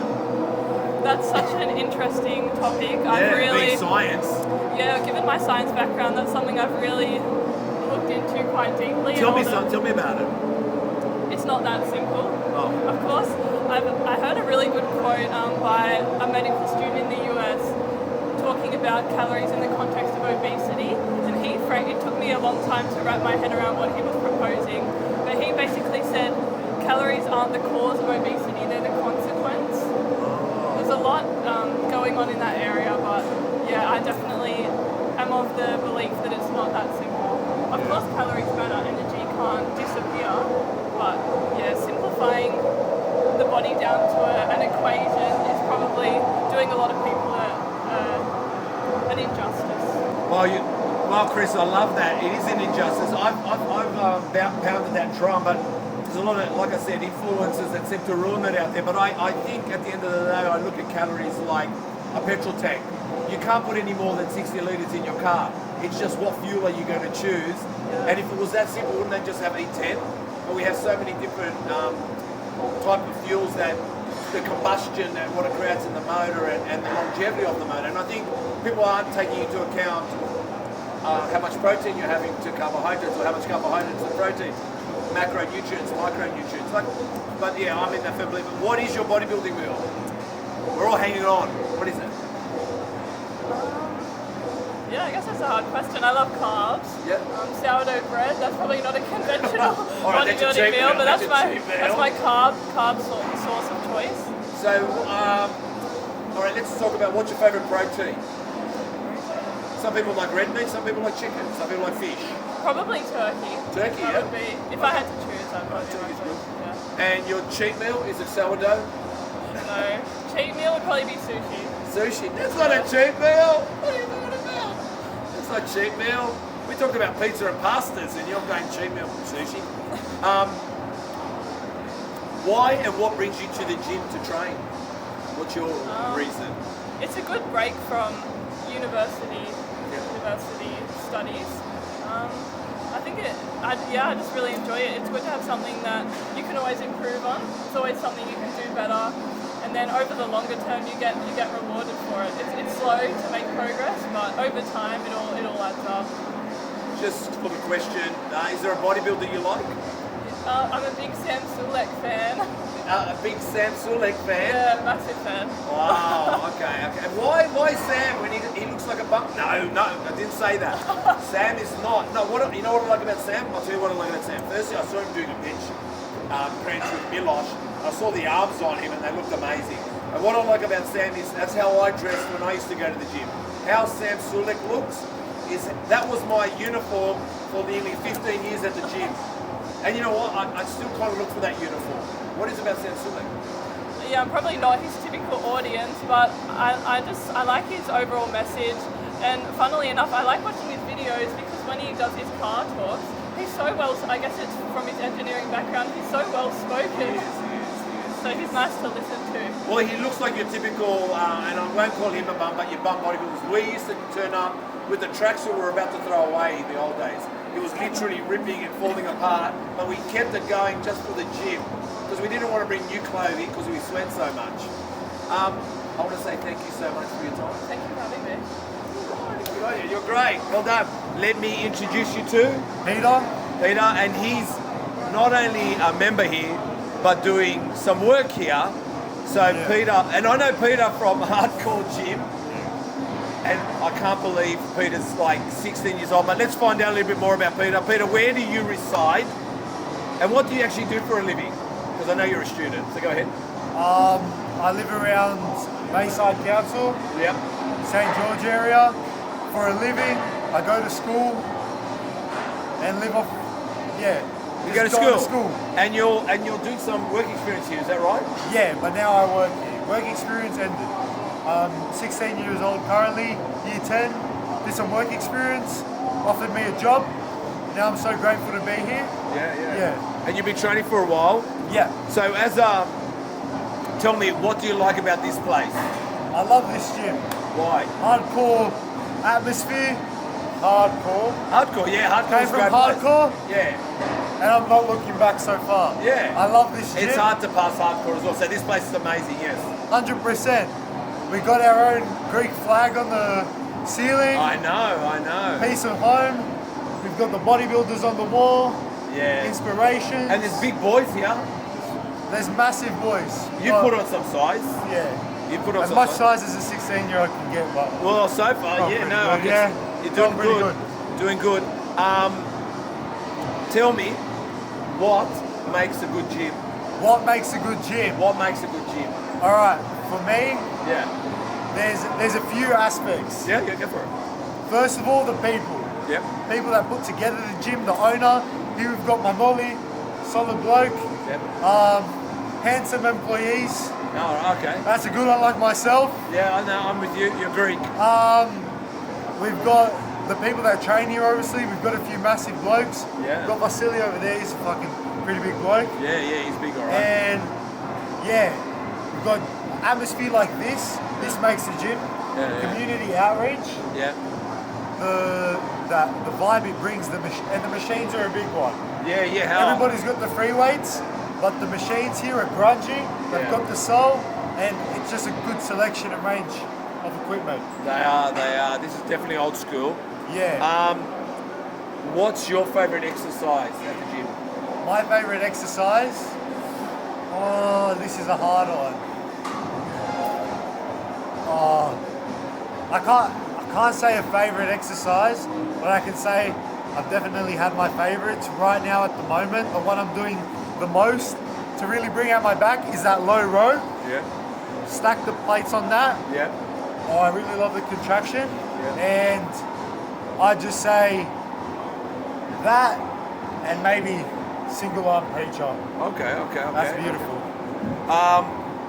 What's your prominent body part and how do you train it? Like for me, I've mentioned it a million times, but I'll say like bicep. I seem to, when I hit biceps, I can get a good bicep pump and a good bicep size. It seems to come naturally. What's your kind of go-to natural? I know this is your podcast, but can I ask you a question? Yeah. What's my prominent body part? When you look at it, what do you think? Well, firstly you've got big legs. Yeah. And you've got a big upper chest area, yeah. Chest, you reckon? Yeah, and back. Oh, your top off bar, your back. Like all this. I think this and this is huge. Yeah. So I'd probably say I'm going to go with back. Yep, go for it. Because that's chest. Everybody knows how to train that. Yeah. So for my back, Yep. I'd start with the vertical pulling movement. Yep. Whether it's weighted pull-ups, because I do a lot of that for my football. So, or some pull downs with a mad grip. Yep. I do in total 6 sets of pull downs, Yep. varying the grips. Then I'd go into low row Yep. for 2 really heavy sets. Yep. Then into the isolateral machine row. Those are my main movements. Following that, I have the barbell row and some rear delts. Then on a bench, 30-degree incline, just some dumbbell shrugs. That's about it for back. Okay. What's your bodybuilding go-to meal? Bodybuilding go-to. And are you calories in, calories out? All right. So what I like to go for is 300-gram porterhouse steak. Yep. Trim off the fat. Yeah. If I'm trying to taper down my calories, since I love red meat, I'd go for a rump steak. So definitely a steak. Yep. Beef tallow. Yeah. Beef tallow, that brings the calories up a bit, but it's beautiful. Yep. Then with that, I don't do veggies. No. Don't do veggies. So I'd have just a steak, some rice, and with my steak, I'd have some fruit. That's it. That's my bodybuilding meal. What about your cheat meal? My cheat meal. See, I don't like cheating that much. Oh, well, But- I remember those days. But I can tell you what my meal is.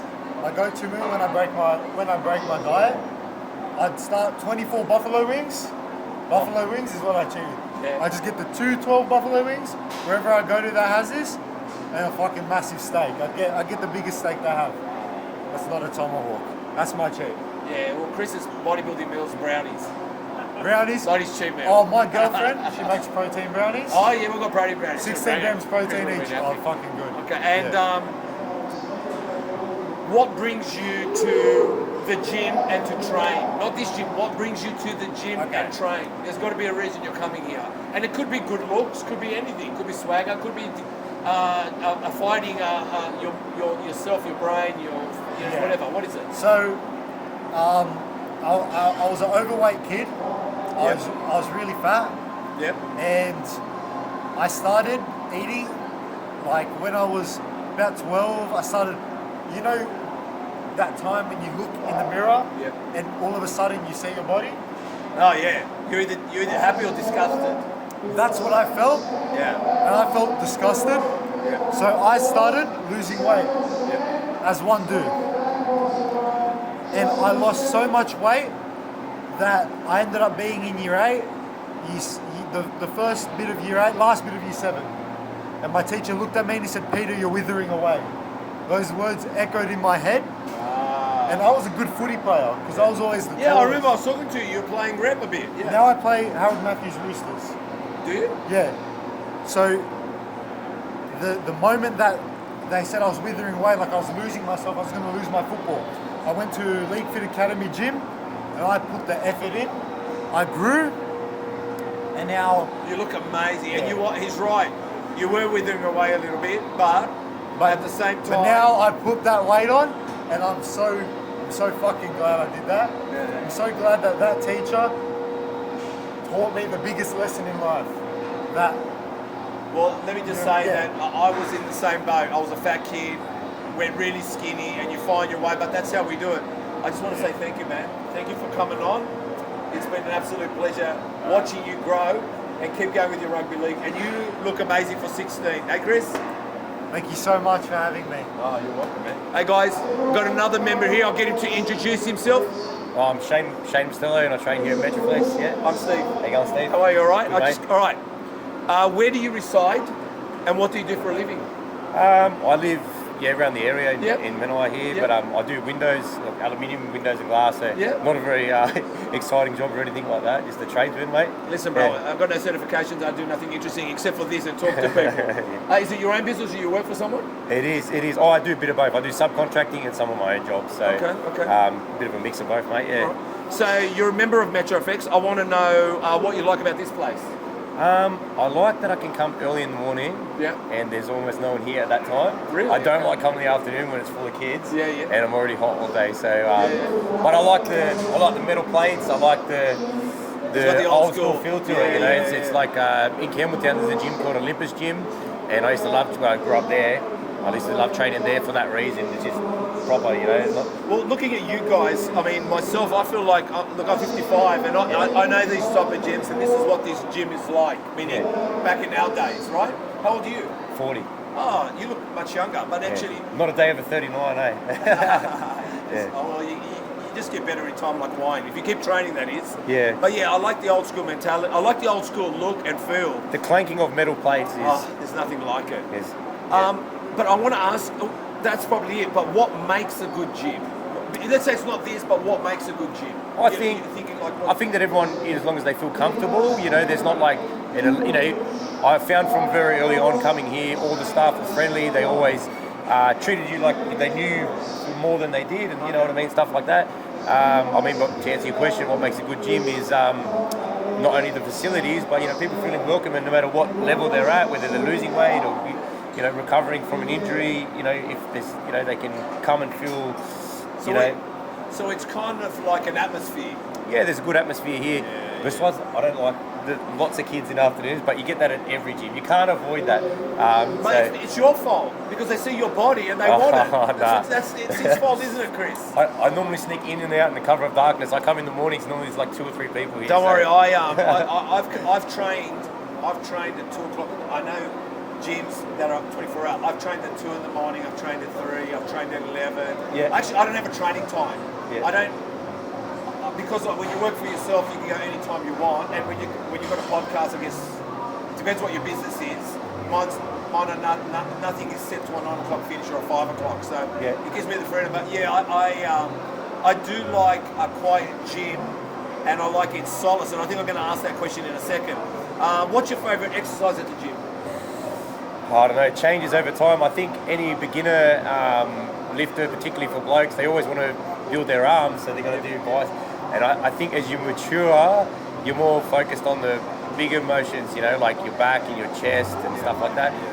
For me, you know, nowadays I like deadlift. I don't know, I like a bit of everything. I can tell you what I like the least is shoulders. I hate them.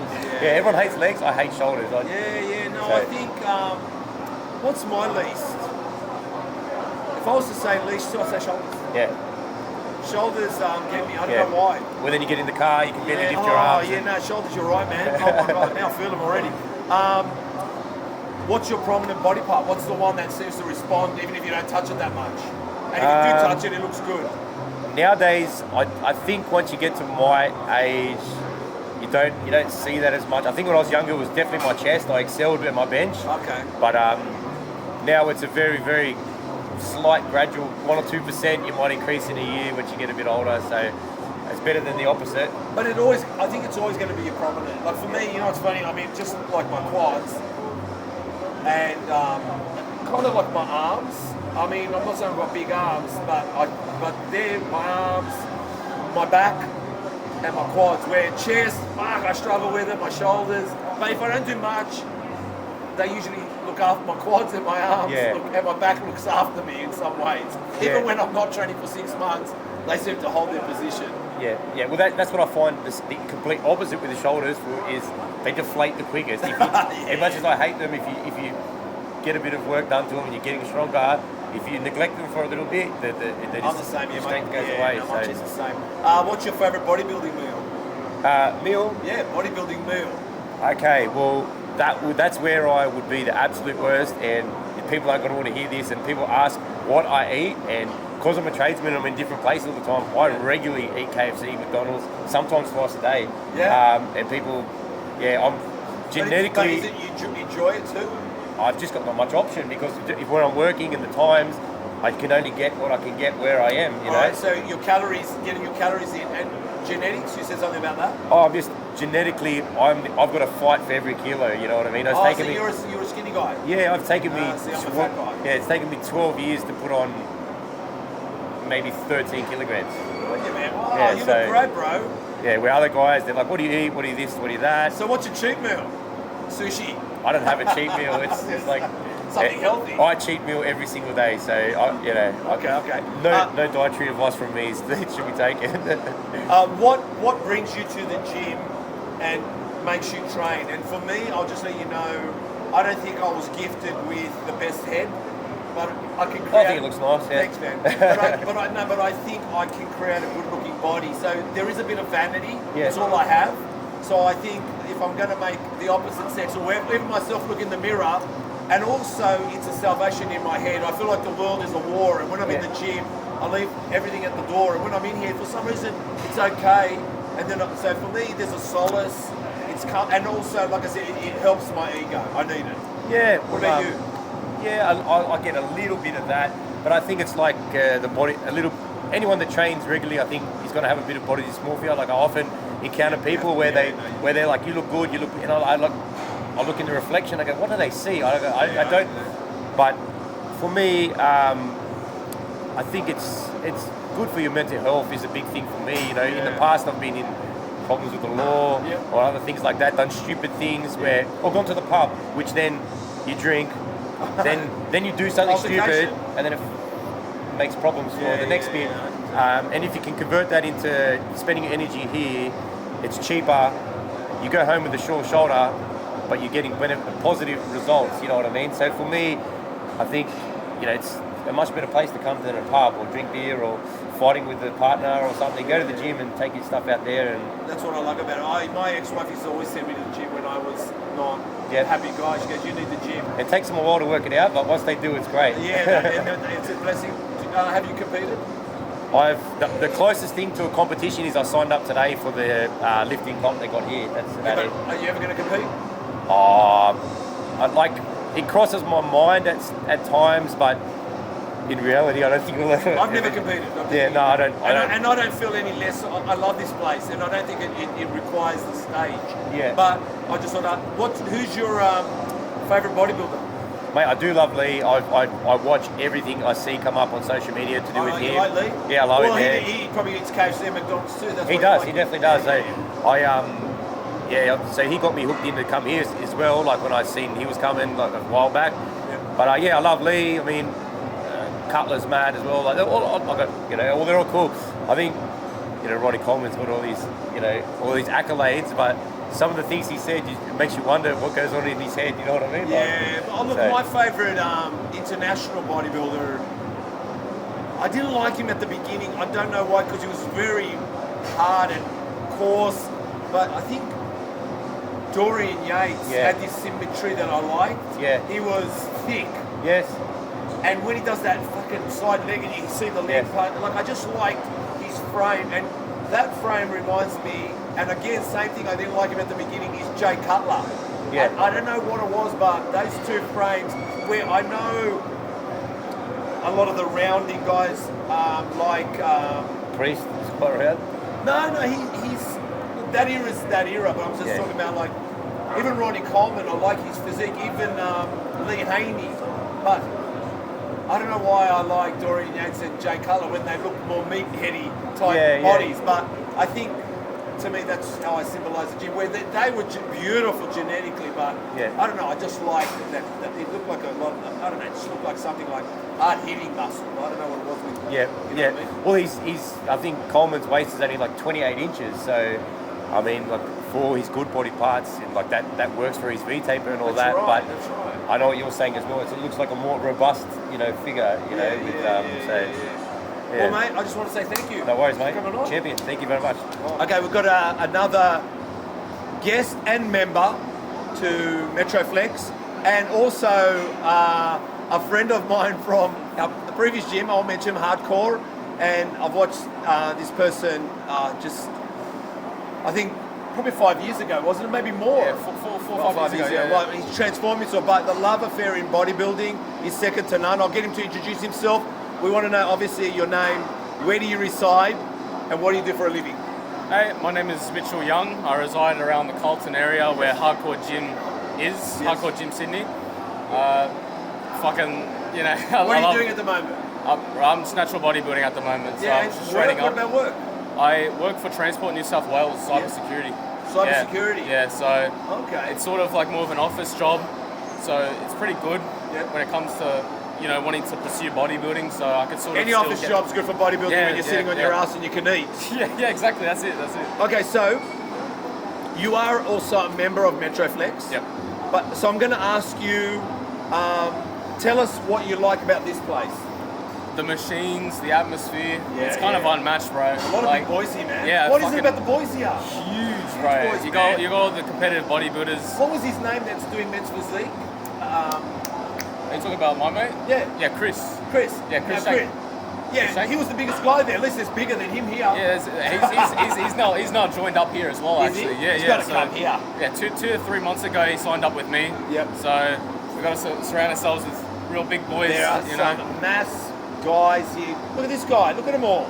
Yeah, bro. Everyone's they look just amazing. like dancing, man. Fucking have their arms on everyone. Yeah, bro.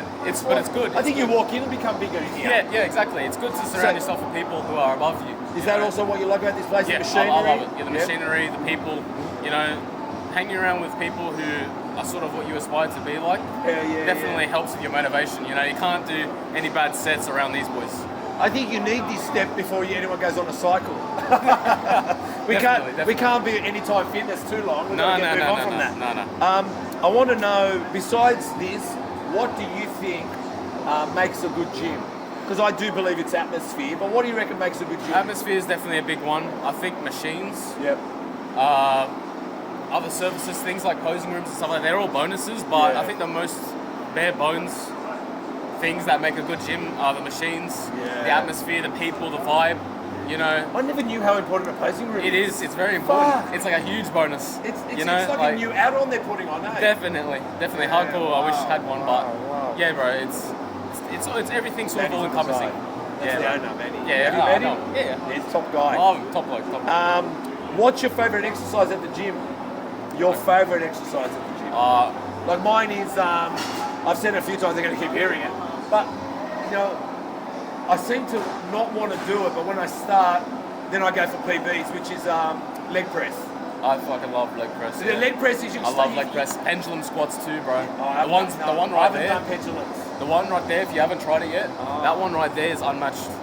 Well, all I know is with leg press, you think, I'm going to go in light today, and before you know it, you've gone PB. Never, bro. Never with the leg press, eh? So leg press. About half an hour re-racking the weights, The pendulum looks like quite punishing. Yeah, what is your prominent body part, and how do you train it? So what's the body part Probably that never arms. lets you down? The arms, And how do you train it? I just do the basics.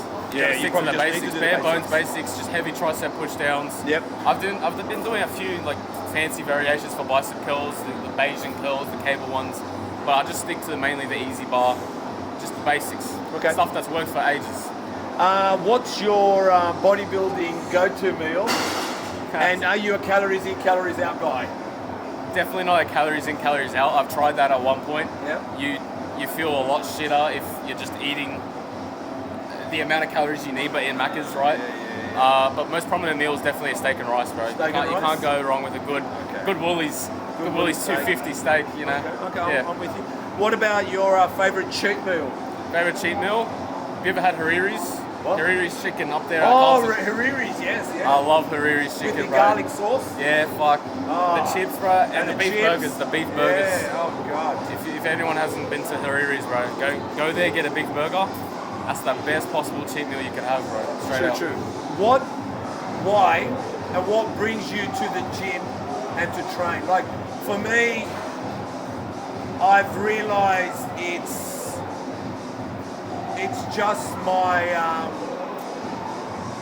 it's like a shower, brushing my teeth, sleeping. If I don't have it, or I don't know I'm going to have it, and it's not, I can take some time away from it, but I can't be away for too long. I just feel it's a solace place. It's like home, away from home. What about for you? That is exactly the same reason why I do it. You know, I first started for the more vanity reasons. I wanted to get bigger. Vanity. Yeah. Of course, we all. I don't have the best hand, but I have a good body. Everyone will say that they don't do it for other people. You're lying a little bit if you're saying you don't do it for other people. Look at it, it's all ego here, man. But I definitely do it. Same reason why you do. It's definitely for. It's like I wake up every morning and brush my teeth. Yeah. It is. Like Arnold said something similar to that. Yeah. It really is like that. Once you get involved with it enough, and once you fall in love with it enough in the process, you just do it as it's like I'm breathing. You know, I have to go to the gym. And you don't think about it because it happens. It's like brushing teeth. You don't think about it. Exactly. I look forward. It's the best part of my day, honestly. Yeah. What did you think of Olympia this year?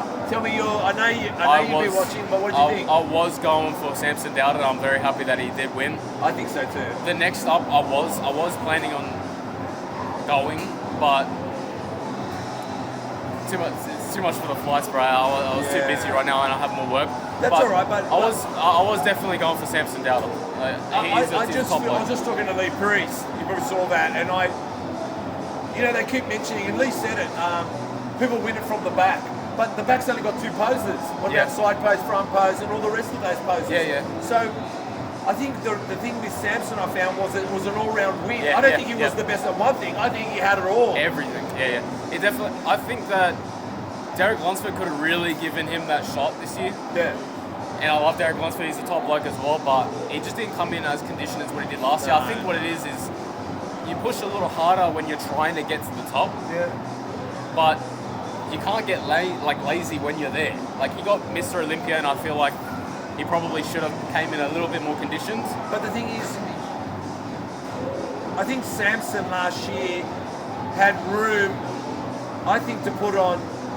I think he didn't need to put on any more size. Yeah, he didn't need to condition where. He's already the biggest on but stage. I think with Derek and the rest of them, I think it was hard for them to stay hard and put on size. I think compromise was to put on size. You're not going to come in the same way. Either you come in a bit smaller. Maybe if he just stuck to what he had, he could have won. It all sort of depends on what the judges are looking for. Yeah. That's one of the things about bodybuilding is it's a little, like, I love it, but it's a little inconsistent when it comes to that stuff. Sometimes the judges might be looking for the freaky size. They might choose the person who's bigger but slightly less conditioned. Then they might choose the guy who's more conditioned but less developed. And what about C-Bump? Can you ever finish it in the right way and have the right speech and the right poses and look at come on, C-Bump. You can't beat C-Bump. Did someone tell C-Bump what to do? Someone who fucking surprised me was Mike Sommerfeld. Yeah? He came from, I think he was like 7th place last year.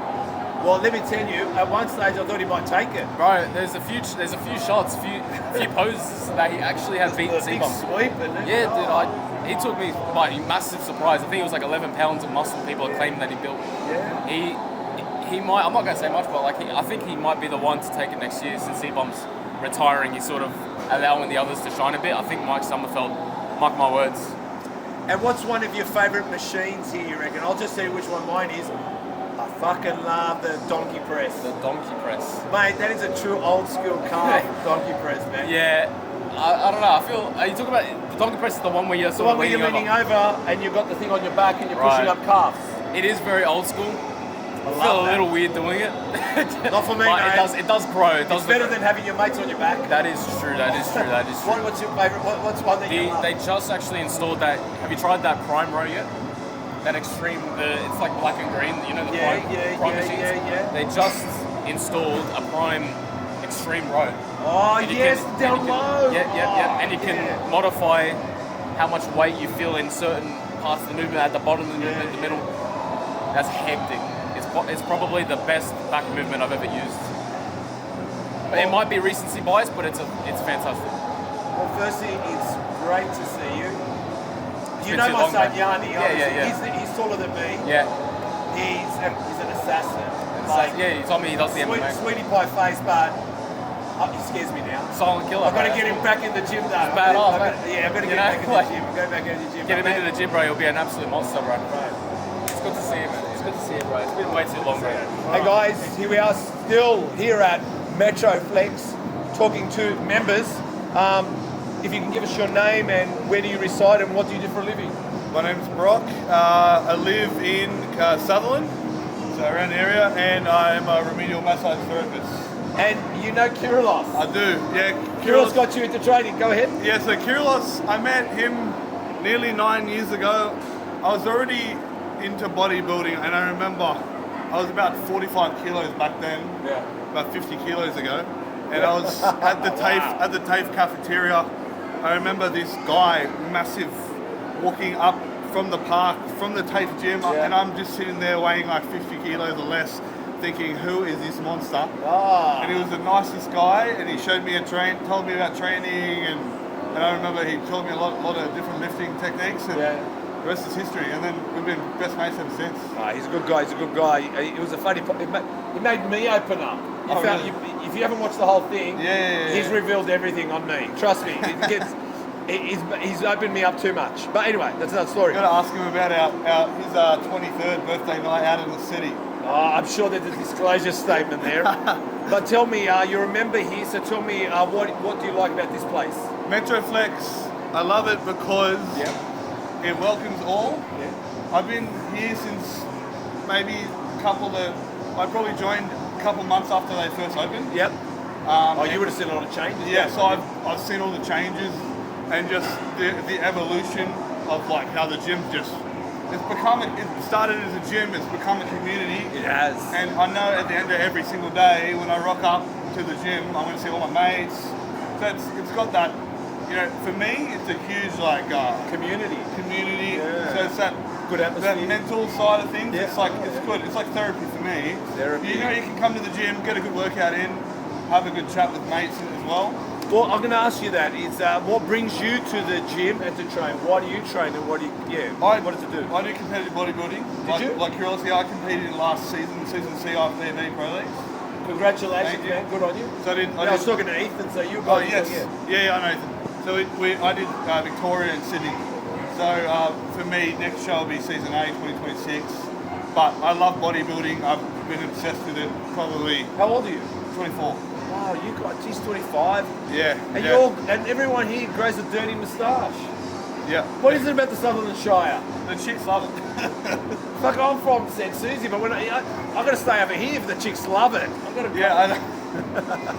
I guess I figure I'm losing my hair eventually, so I'll just keep it in the mo. If you leave it as a mo, you look like you've got more hair. True, I've got that problem too, so very good idea. Tell me, what do you think, besides what we said about this place, what makes a good gym? I think the gym has to have a good leader, and Emmanuel does that. Yeah, there you go. Yeah, Emmanuel he's a family man. He cares about his members. I've never seen him not know a single member's name. Everyone said that. In years and years He sounds and like a years. super coach. As soon as I rock up to the gym, someone follows him behind me. He remembers. He came to my 22nd birthday party with all my mates. He's a legend. I have a lot of respect and love for Manny. Yeah, everyone. And he's always been very involved. Wow, that's awesome, man. I love to hear that. What's your favourite exercise at the gym? It's going to be the converging Nautilus chest press. You can do neutral and then overhand, but that's great for a pump. Okay. I'd have to say that one. What's your prominent body part and how do you train it? I'd say chest. Yep. And definitely would be over the years I've gone really heavy. I've found it's a moderate weight, very controlled tempo, and getting that negative, holding a stretch at the bottom, and then coming up with control. I think a lot of time under tension, definitely building the weight over the weeks, but a lot of control. I'd say control. And chest, right? Yeah, Okay. chest. What's your bodybuilding go-to meal? Chicken and rice. Chicken and rice? Chicken and Aaron, rice. chicken and rice, chicken and rice. Yeah. And what's your favourite cheat meal?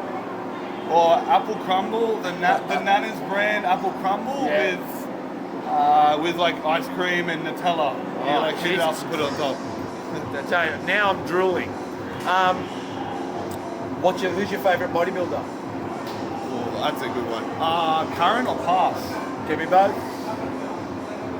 I'd probably say Chris Bumstead, to be honest. Yep, that's all right. What about past? In the Kevin Levrone. Kevin Levrone, yeah, he's nice. Obviously Arnold, but I think Kevin Levrone, just the shape he had.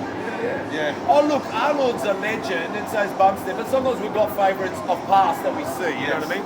And what's next for you? For me, we're just working on off-season, just trying to build more arms, more back thickness, medial delts, and then kind of come in. We're going to shoot for my pro card, which will be while we're pushing it back to season 8 for 2026. Yeah, all right. Well, Matt, I want to thank you for coming on. I know you have to go to some work. All good. But I really appreciate your time. All right. Thank you for reaching out. All right, guys, here we are at Metroflex. Obviously, we've spoken to so many guests. We've got another 2 more. Actually, not only guests, but a winner that won Metroflex's 1-year membership. And it was the saddest story. Couldn't have gone to the nicest person. Actually, I'm lying. It was not a sad story. But let me get them to introduce themselves. We'll start with you. Can you just tell us your name? Where do you reside? And what do you do for a living? My name is Alicia Simpson. I work in banking. Yep. And I am from Woolooware. Woolooware. Yep. And you are the winner? Yes, and I'm the winner. Come on, thank Metroflex. Thanks, Maddie. Thanks, Metroflex. I'm so happy. What about Muscle Talk? And you too. All right, I really sorry. appreciate it. And Muscle Talk. There you go. Awesome. And yourself? I'm Jerome. That's my wife, Alicia. Oh, how beautiful. So, you see how she didn't tell you your husband? I know. Yeah, sorry. I know. Imagine if I said that. I know. But thank God you did. But go ahead. I also work in banking. We also work at the same company, so there's a fun fact. And you probably live together? Because you're married? We live together, we do everything together. Oh, wonderful. That's wonderful. Okay, so you're members of Metroflex Gym. Can you just tell us what is it you, one at a time, and let her talk first. You know how it works. No, I'm just joking. Tell us what you like about this place. I love that my husband trains here. Yeah. And I was saying to Manny before, me and Jerome actually came here back in 2020. And what he's done with the place since then, I think it's great. Like, I've heard some great stories. So many machines, like just the atmosphere, what he's got going on and what he's built. Like, I just think it's unreal. It's so good. I'll tell you what Manny reminds me of, everyone's been talking. The super coach. You know when they always talk about Wayne Bennett and you go, what is it about Wayne Bennett? He doesn't say much. Yeah. They always talk about Wayne Bennett. He's the Wayne Bennett. He is the Wayne Bennett, huh? He's the Wayne Bennett He's laughing. He's going on. Okay, and what about yourself? We're all a little bit Metroflex. Firstly, I love that I can tell Manny what we need and what we want, and he listens. Yeah, he should. Yeah. And he listens to kind of what the guys want and what we need. Yeah. And how far it's evolved. I love that he will accommodate and adjust things for kind of what we need. You know, for me going into prep, this is my second prep here. Yeah. He's so happy to open up early or to help out with posing or to help out with my training. He's always there. Fuck, I love that, man. You know, always asking if I want to spot on legs. He knows I like training by myself. For legs Wednesday, he's always there. Hey, bro, you know, like I'm here if you need me, just shout out. I'm like, yeah, cool, thanks, bro, appreciate it. And it's just a really good gym. He's got a lot of rare pieces here that are really, really nice, and like it's just an environment that I thrive in. You know what's funny? I know it sounds bad what I'm going to say, but it's like an organised mess. It is. But the thing is, that's how gyms were, but it's organised. It's like chaos, but the good kinds. It's like, what do I find? Like, it's when you look at it, you go, where do I start? And then suddenly you see everything you need to start with because it's all there. It is. It's true. So I come from the old school bodybuilding days, right? Not that I disclose my age. I'm 55. I'm trying to say to you that I was around when you would have to drive 30 minutes to go to a gym, like a long drive, and it was a gym with no air conditioning. They had the big fans. And where did you used to train? Mitchell's gym. Oh, yes. Marrickville. Yes. Yeah, Mitchell's gym, right? And back then, I laugh because when you watch the movie Underbelly, The Golden Mile, all those guys trained at Terry's. So it was like literally, and it was, but it was, I don't know what it was. And I'll say one more thing because I didn't say it last time. We used to be scared to train only because when you went to train, you had to train. It had to hurt. It wasn't fun. It was painful. But that's what I guess made us grow and love affair with the gym because it wasn't enjoyment, but it was painful to train because we knew we went in all in when we trained there because everyone that we trained with was all in. And you know what I mean? And it was just like that. It was a good gym. And I guess same thing. You know, what do you like about this gym besides what he said? Pretty much. I would say the same thing, like the atmosphere, the people, the fact that there's different kinds of people that train here as well. Like it is a bodybuilding gym, but you also walk in and you feel comfortable. Yeah. I think, like the paintings on the wall, the flags, like what Manny's done with the place, it's great. Yeah, he's done, like I said, I haven't known Manny for a short time. I also wondered why he told us to come here. I just said to him, we're not popular. I mean, not popular, I said, we're not famous. I think we worked something out and it worked in our favour and you got a membership out of it. Yeah. What's your favourite exercise at the gym? I'd probably say hip thrusts or kickbacks. Okay, hip thrusts. Okay, and what about yours? Squat variation or advanced leg press. Okay, you like the legs too? Yeah, I do too. I predominantly like leg press. And you come in thinking you're just going to do a light session, and before you know it, you think, oh my God, PB right now. Always. It's somehow that every week. something about that leg press machine. That's my favourite. And you just got to throw it on. I don't know why. And it really surprises you. You go, oh, a little bit more.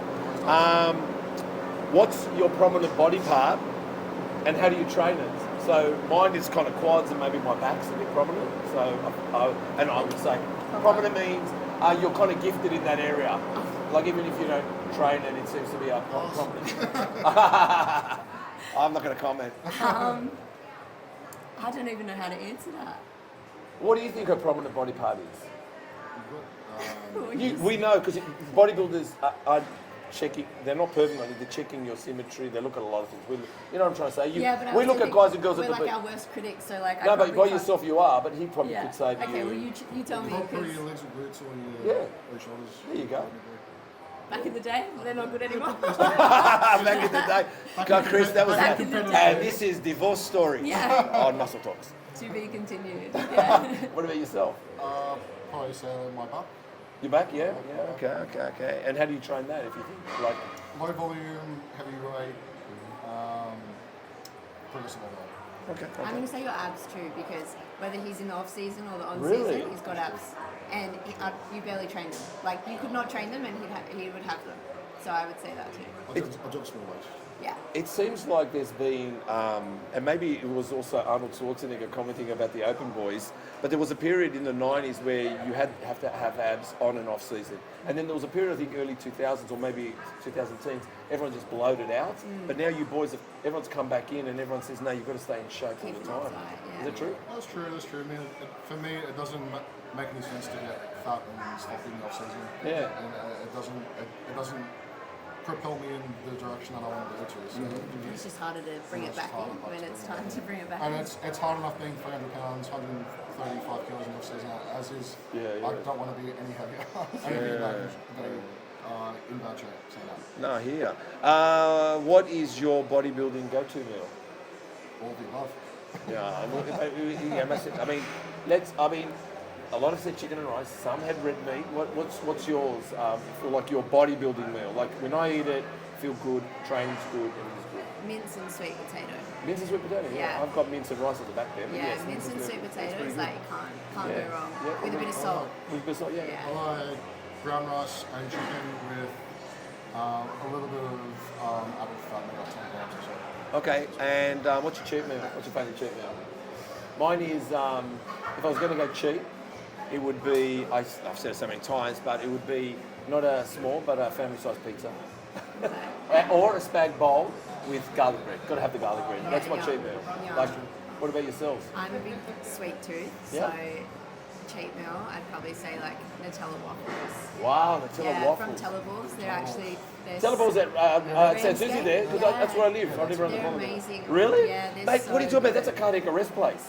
Well, They should have an ambulance parked on the front. They should, yeah. Like, we go there pretty often, and I'll get like the big waffles with Nutella, and they'll be like, "Oh, do you want like 2 sets of cutlery for me and him?" And I'm like, "No, I'll just take the one," and I'll smash the whole They thing. think he's going to eat it. Yeah, they think he's going to eat it. I'm like, "No, it's all for me." I bring my food in a Tupperware? Tupperware. Yeah, and I just sit there and stuff my face. I love it. What's your cheat meal? As bad as it is, I don't eat off plan. What's that? I don't eat off plan. Really? Like ever. No, how old are you? 28. Yeah. 28 feel like I'm 108.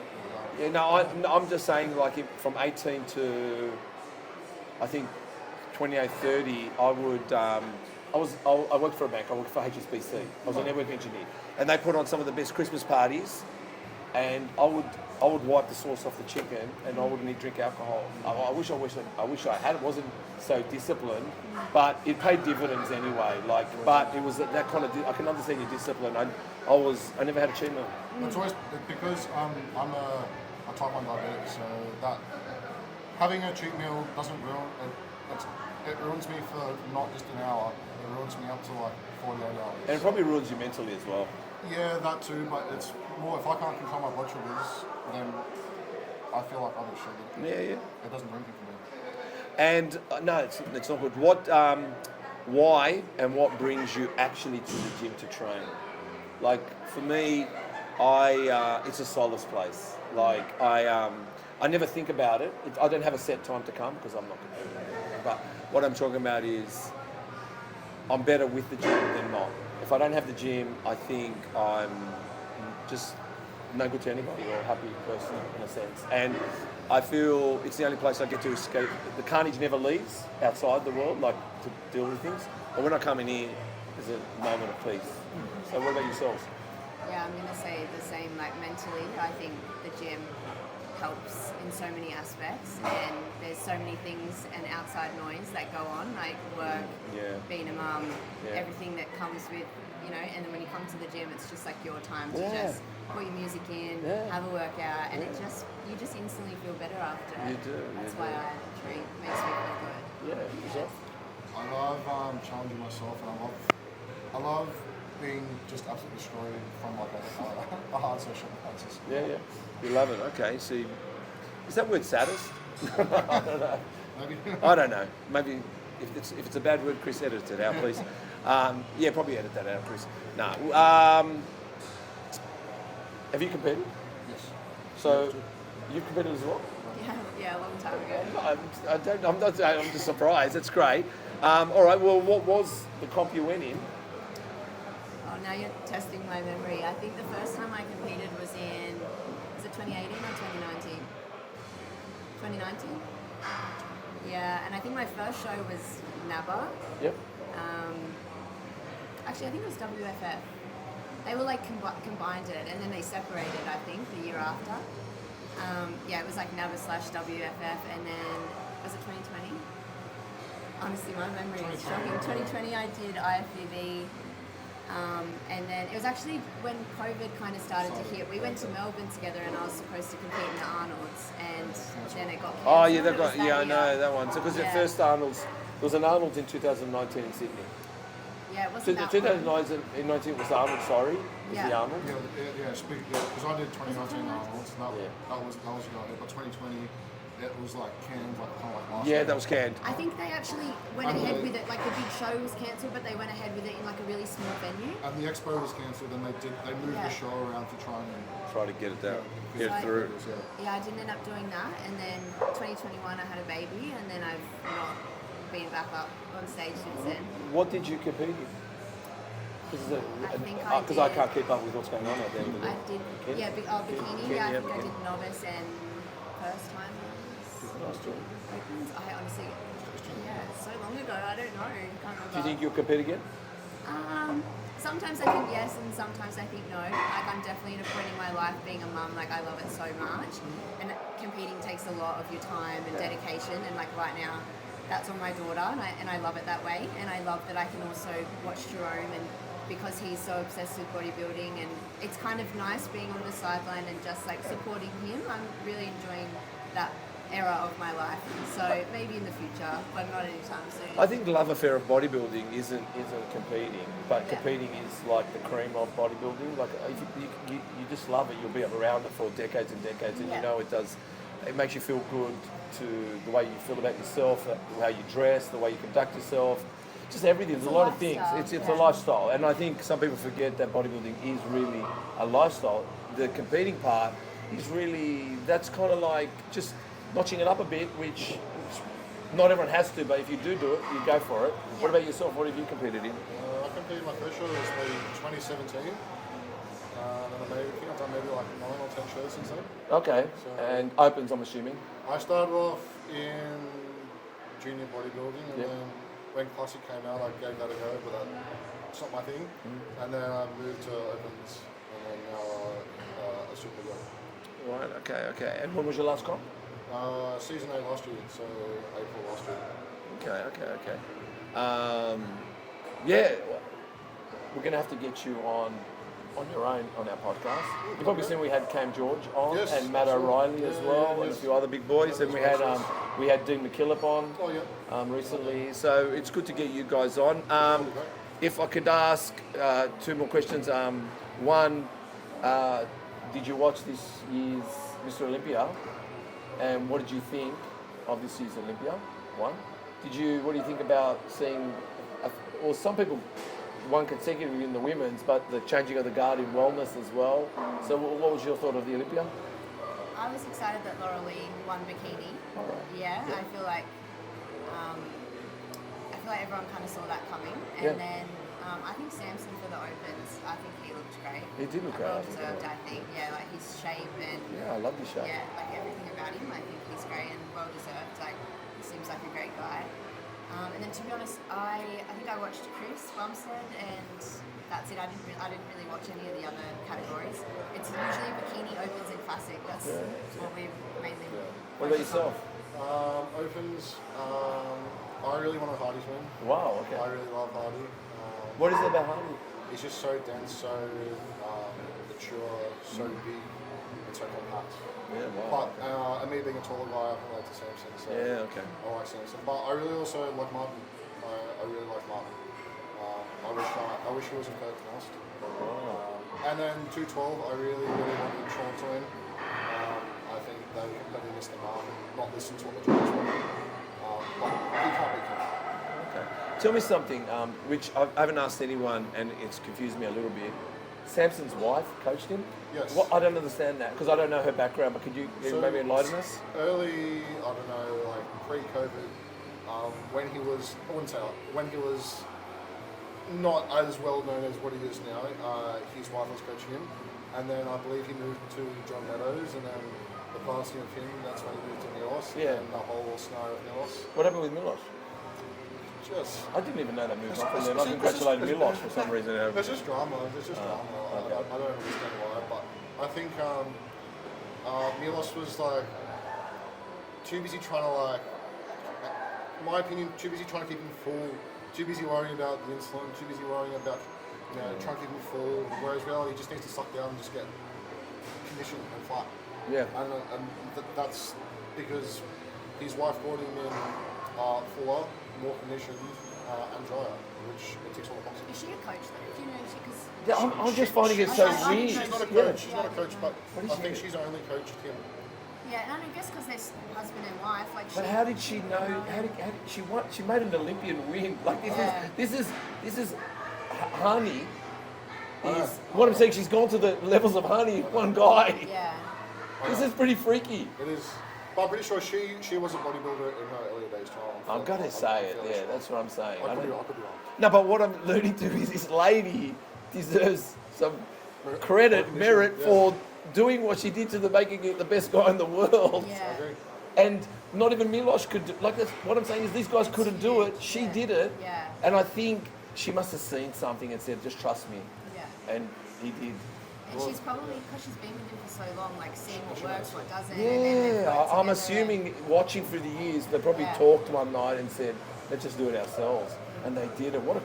I don't think we'll ever see a story like that. You know, like a couple is pulling together and saying, We we'll should do do it. that. Yeah, there you go. Yeah, well, you go. We'll listen to you. All right, guys. Well, I just want to say thank you so much for coming on. I hope you enjoyed this and keep enjoying Metroflex. And you, well done. Yeah, Congratulations. I'm so excited. Thank We you. are very excited. I mean, Yeah. you deserve it. Thank you. Thanks Thank you again. for jumping on there and accepting the competition. I mean, it was already $80 towards getting a membership, but now, I mean, you should check it to a year and 1 month. Check that out. Love a good competition. Yeah. All right, guys. Thank you so much. Thanks so much. Good luck with your competition. Thank you, Kate. Thank you so We'll much. reach out to Please to do. you. Hey, guys. You're a member, I guess. Yep. Yep. All right. So yeah, give us your name. Where do you reside, and what do you do for a living? My name's Jackson Hearn. Yep. I moved to Woolooware a month and a half ago. Yep. Originally from Camden area. Yep. So yeah, I've been here pretty much since I moved out. Yep. You know, loved it ever since. And I do PT for a job. PT. Yeah. Oh, fantastic, fantastic. And do you do PT through here? No. Okay, I just wanted to, yeah, okay, because I could probably get trapped on these guys. So, as a member of Metroflex, Yep. tell us what you like about this place. You can copy mate. what they said or what we said or I wasn't said even before. listening to what they were Good, saying. yeah, but then great. For Tell me, us. man, my experience is the variety of machines that are here. It's too hard to match it to any other. Like, It's true, the man. variety they've got and the machines, you won't find them in a lot of gyms. And just the whole vibe it's got here. Everyone's sort of like-minded to the bodybuilding world, and that's what I find really cool about this gym. There's a conviction and investment in here by everybody, and attitude, mood, and size. It does rub off. You only have to be around guys that love training, then you feel like you're pumped as well, just being around them. So I like that. I like that. What do you think?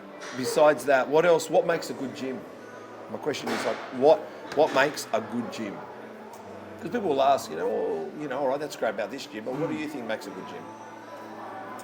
Good gym, I reckon, as again, the members, if everyone's coming, positive, you're not bringing drama to the gym, everyone's here to do the same job, and you understand that everyone's doing the same job, and everyone can just get in, have a sesh, have a chat.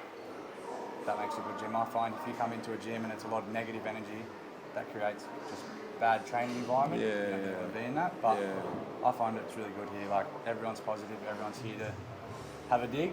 So Yeah, I can see it. I can see it. What's your favourite exercise at the gym? Favourite exercise?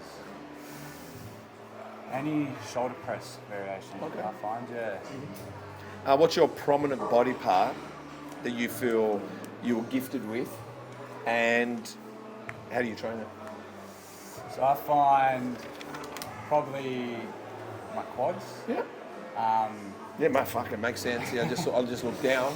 And yeah, I just do low reps, heavy weight, and I've just found out of everything I train, my legs have just responded the most. I have a split where it's quad day and a hamstring day. I do that. I don't do them together. Yeah, but then now it's gotten to a point, him being my coach, we've had to sit back and go, all right, maybe we need to put them as one and let the upper body sort of catch up. It's getting a bit out of proportion, but could be worse. They could be chicken and they could be hard to go. So I look at it as a good thing. No, you got good legs, man. But yeah, I don't know. Yeah, you probably can focus if it's upper body that he's telling you to look at more. Yeah. Then I think you've got room for it. That's good. What's your bodybuilding meal? Go-to meal. Bodybuilding go-to meal. Chicken and rice. Chicken and rice. Chicken Are and you rice. calories in, calories out? At the moment, no. I'm just following just a simple plan, but just keeping consistent with it. And I've found that's where the results have come from. Just that consistency of just going in and Okay. What's your favourite cheat meal? Cheat meal? Anything. It's got to be burgers, man. Burgers, Gotta be burgers. Yeah. Typical answer, but it has to be. No. Many people said burgers. They say burgers. Yeah. And what brings you to the gym, and why is training so important to you? I find mental health. Yeah. I find when I've had periods when certain things happen in life, and you have a period where you don't train. Just a lot of mental stuff will happen, but then when you find yourself back in the gym and that consistency comes and you have that routine, I feel like problems that you look at that are so bad, they kind of get washed away, and your focus comes more on yourself than what else is happening around. So I find, for me personally, the gym's just helped a lot with mental health. Look, if the gym is good when you're not stressing, and the gym is great when you are stressing, so best to be. If anything's gonna go pear shaped in your life, let's hope you've got the gym around you. That's it. So I think it definitely helps. You got? Have you competed? No, not yet. But you are going to compete. Yeah, hopefully. What are you going to do? Which comp? Opens or classic? I'm thinking classic. Leaning more towards classic. I can see you in classic. This is the first time I've actually really, because I'm in a cut right now at the moment, shredding down. Yeah. So for me, I've actually seen, okay, maybe the things I do need to work on. So if I'm going season C, I do have a bit of time to then build back up, really work on those points that I know I need to work on, and then that's when we can have a talk with my coach and see which way we want to go with it. Yeah, I think you probably would enter. I think you probably could enter classic, but you could go opens next if you thought that you were progressing through. Regardless, it's very good. Do you have a favourite bodybuilder? It could be past, present, it could be different eras. I say Dorian Yates. Yeah, I said Dorian Yates. Yeah, dude, just when you sit there and you watch those videos of that man training, it's just, even his body, it's crazy. Like how grainy and lean, but the mass that man had was just unmatched. Like, it's pretty crazy. He came to Australia once. I went and saw him guest post. Yeah, no fucking oath. It was. It was in the 90s. It was off season, and I'm telling you, if me and you joined shoulders, that was him. And when he came on stage, no joke, when I saw him on stage, that's when I was in my 20s. I hadn't considered competing. Yeah. And not many people competed then, right? They did compete. It was all opens. Yeah. And when I saw Dorian Yates, I said, I can't do that. And honestly, he spooked me. Yeah. Not because I just said I can't do that. He was, honestly, you don't know, like your coach, he was big. Yeah. And I just went, what? And they played this fucking heavy metal music when he came out, and it did seem scary. Yeah. He was a monster. And then he was down on a table, and I went down and just get a sing. I don't know what we we're doing, but I just said, no, this bodybuilding is beyond achievable. Like, these guys are freaks. But yeah, he was huge, man. So look, I just want to say thank you for coming on. Keep up the good work. I'll keep an eye on you. All right, I want to see how you go. All right, well done. Cheers.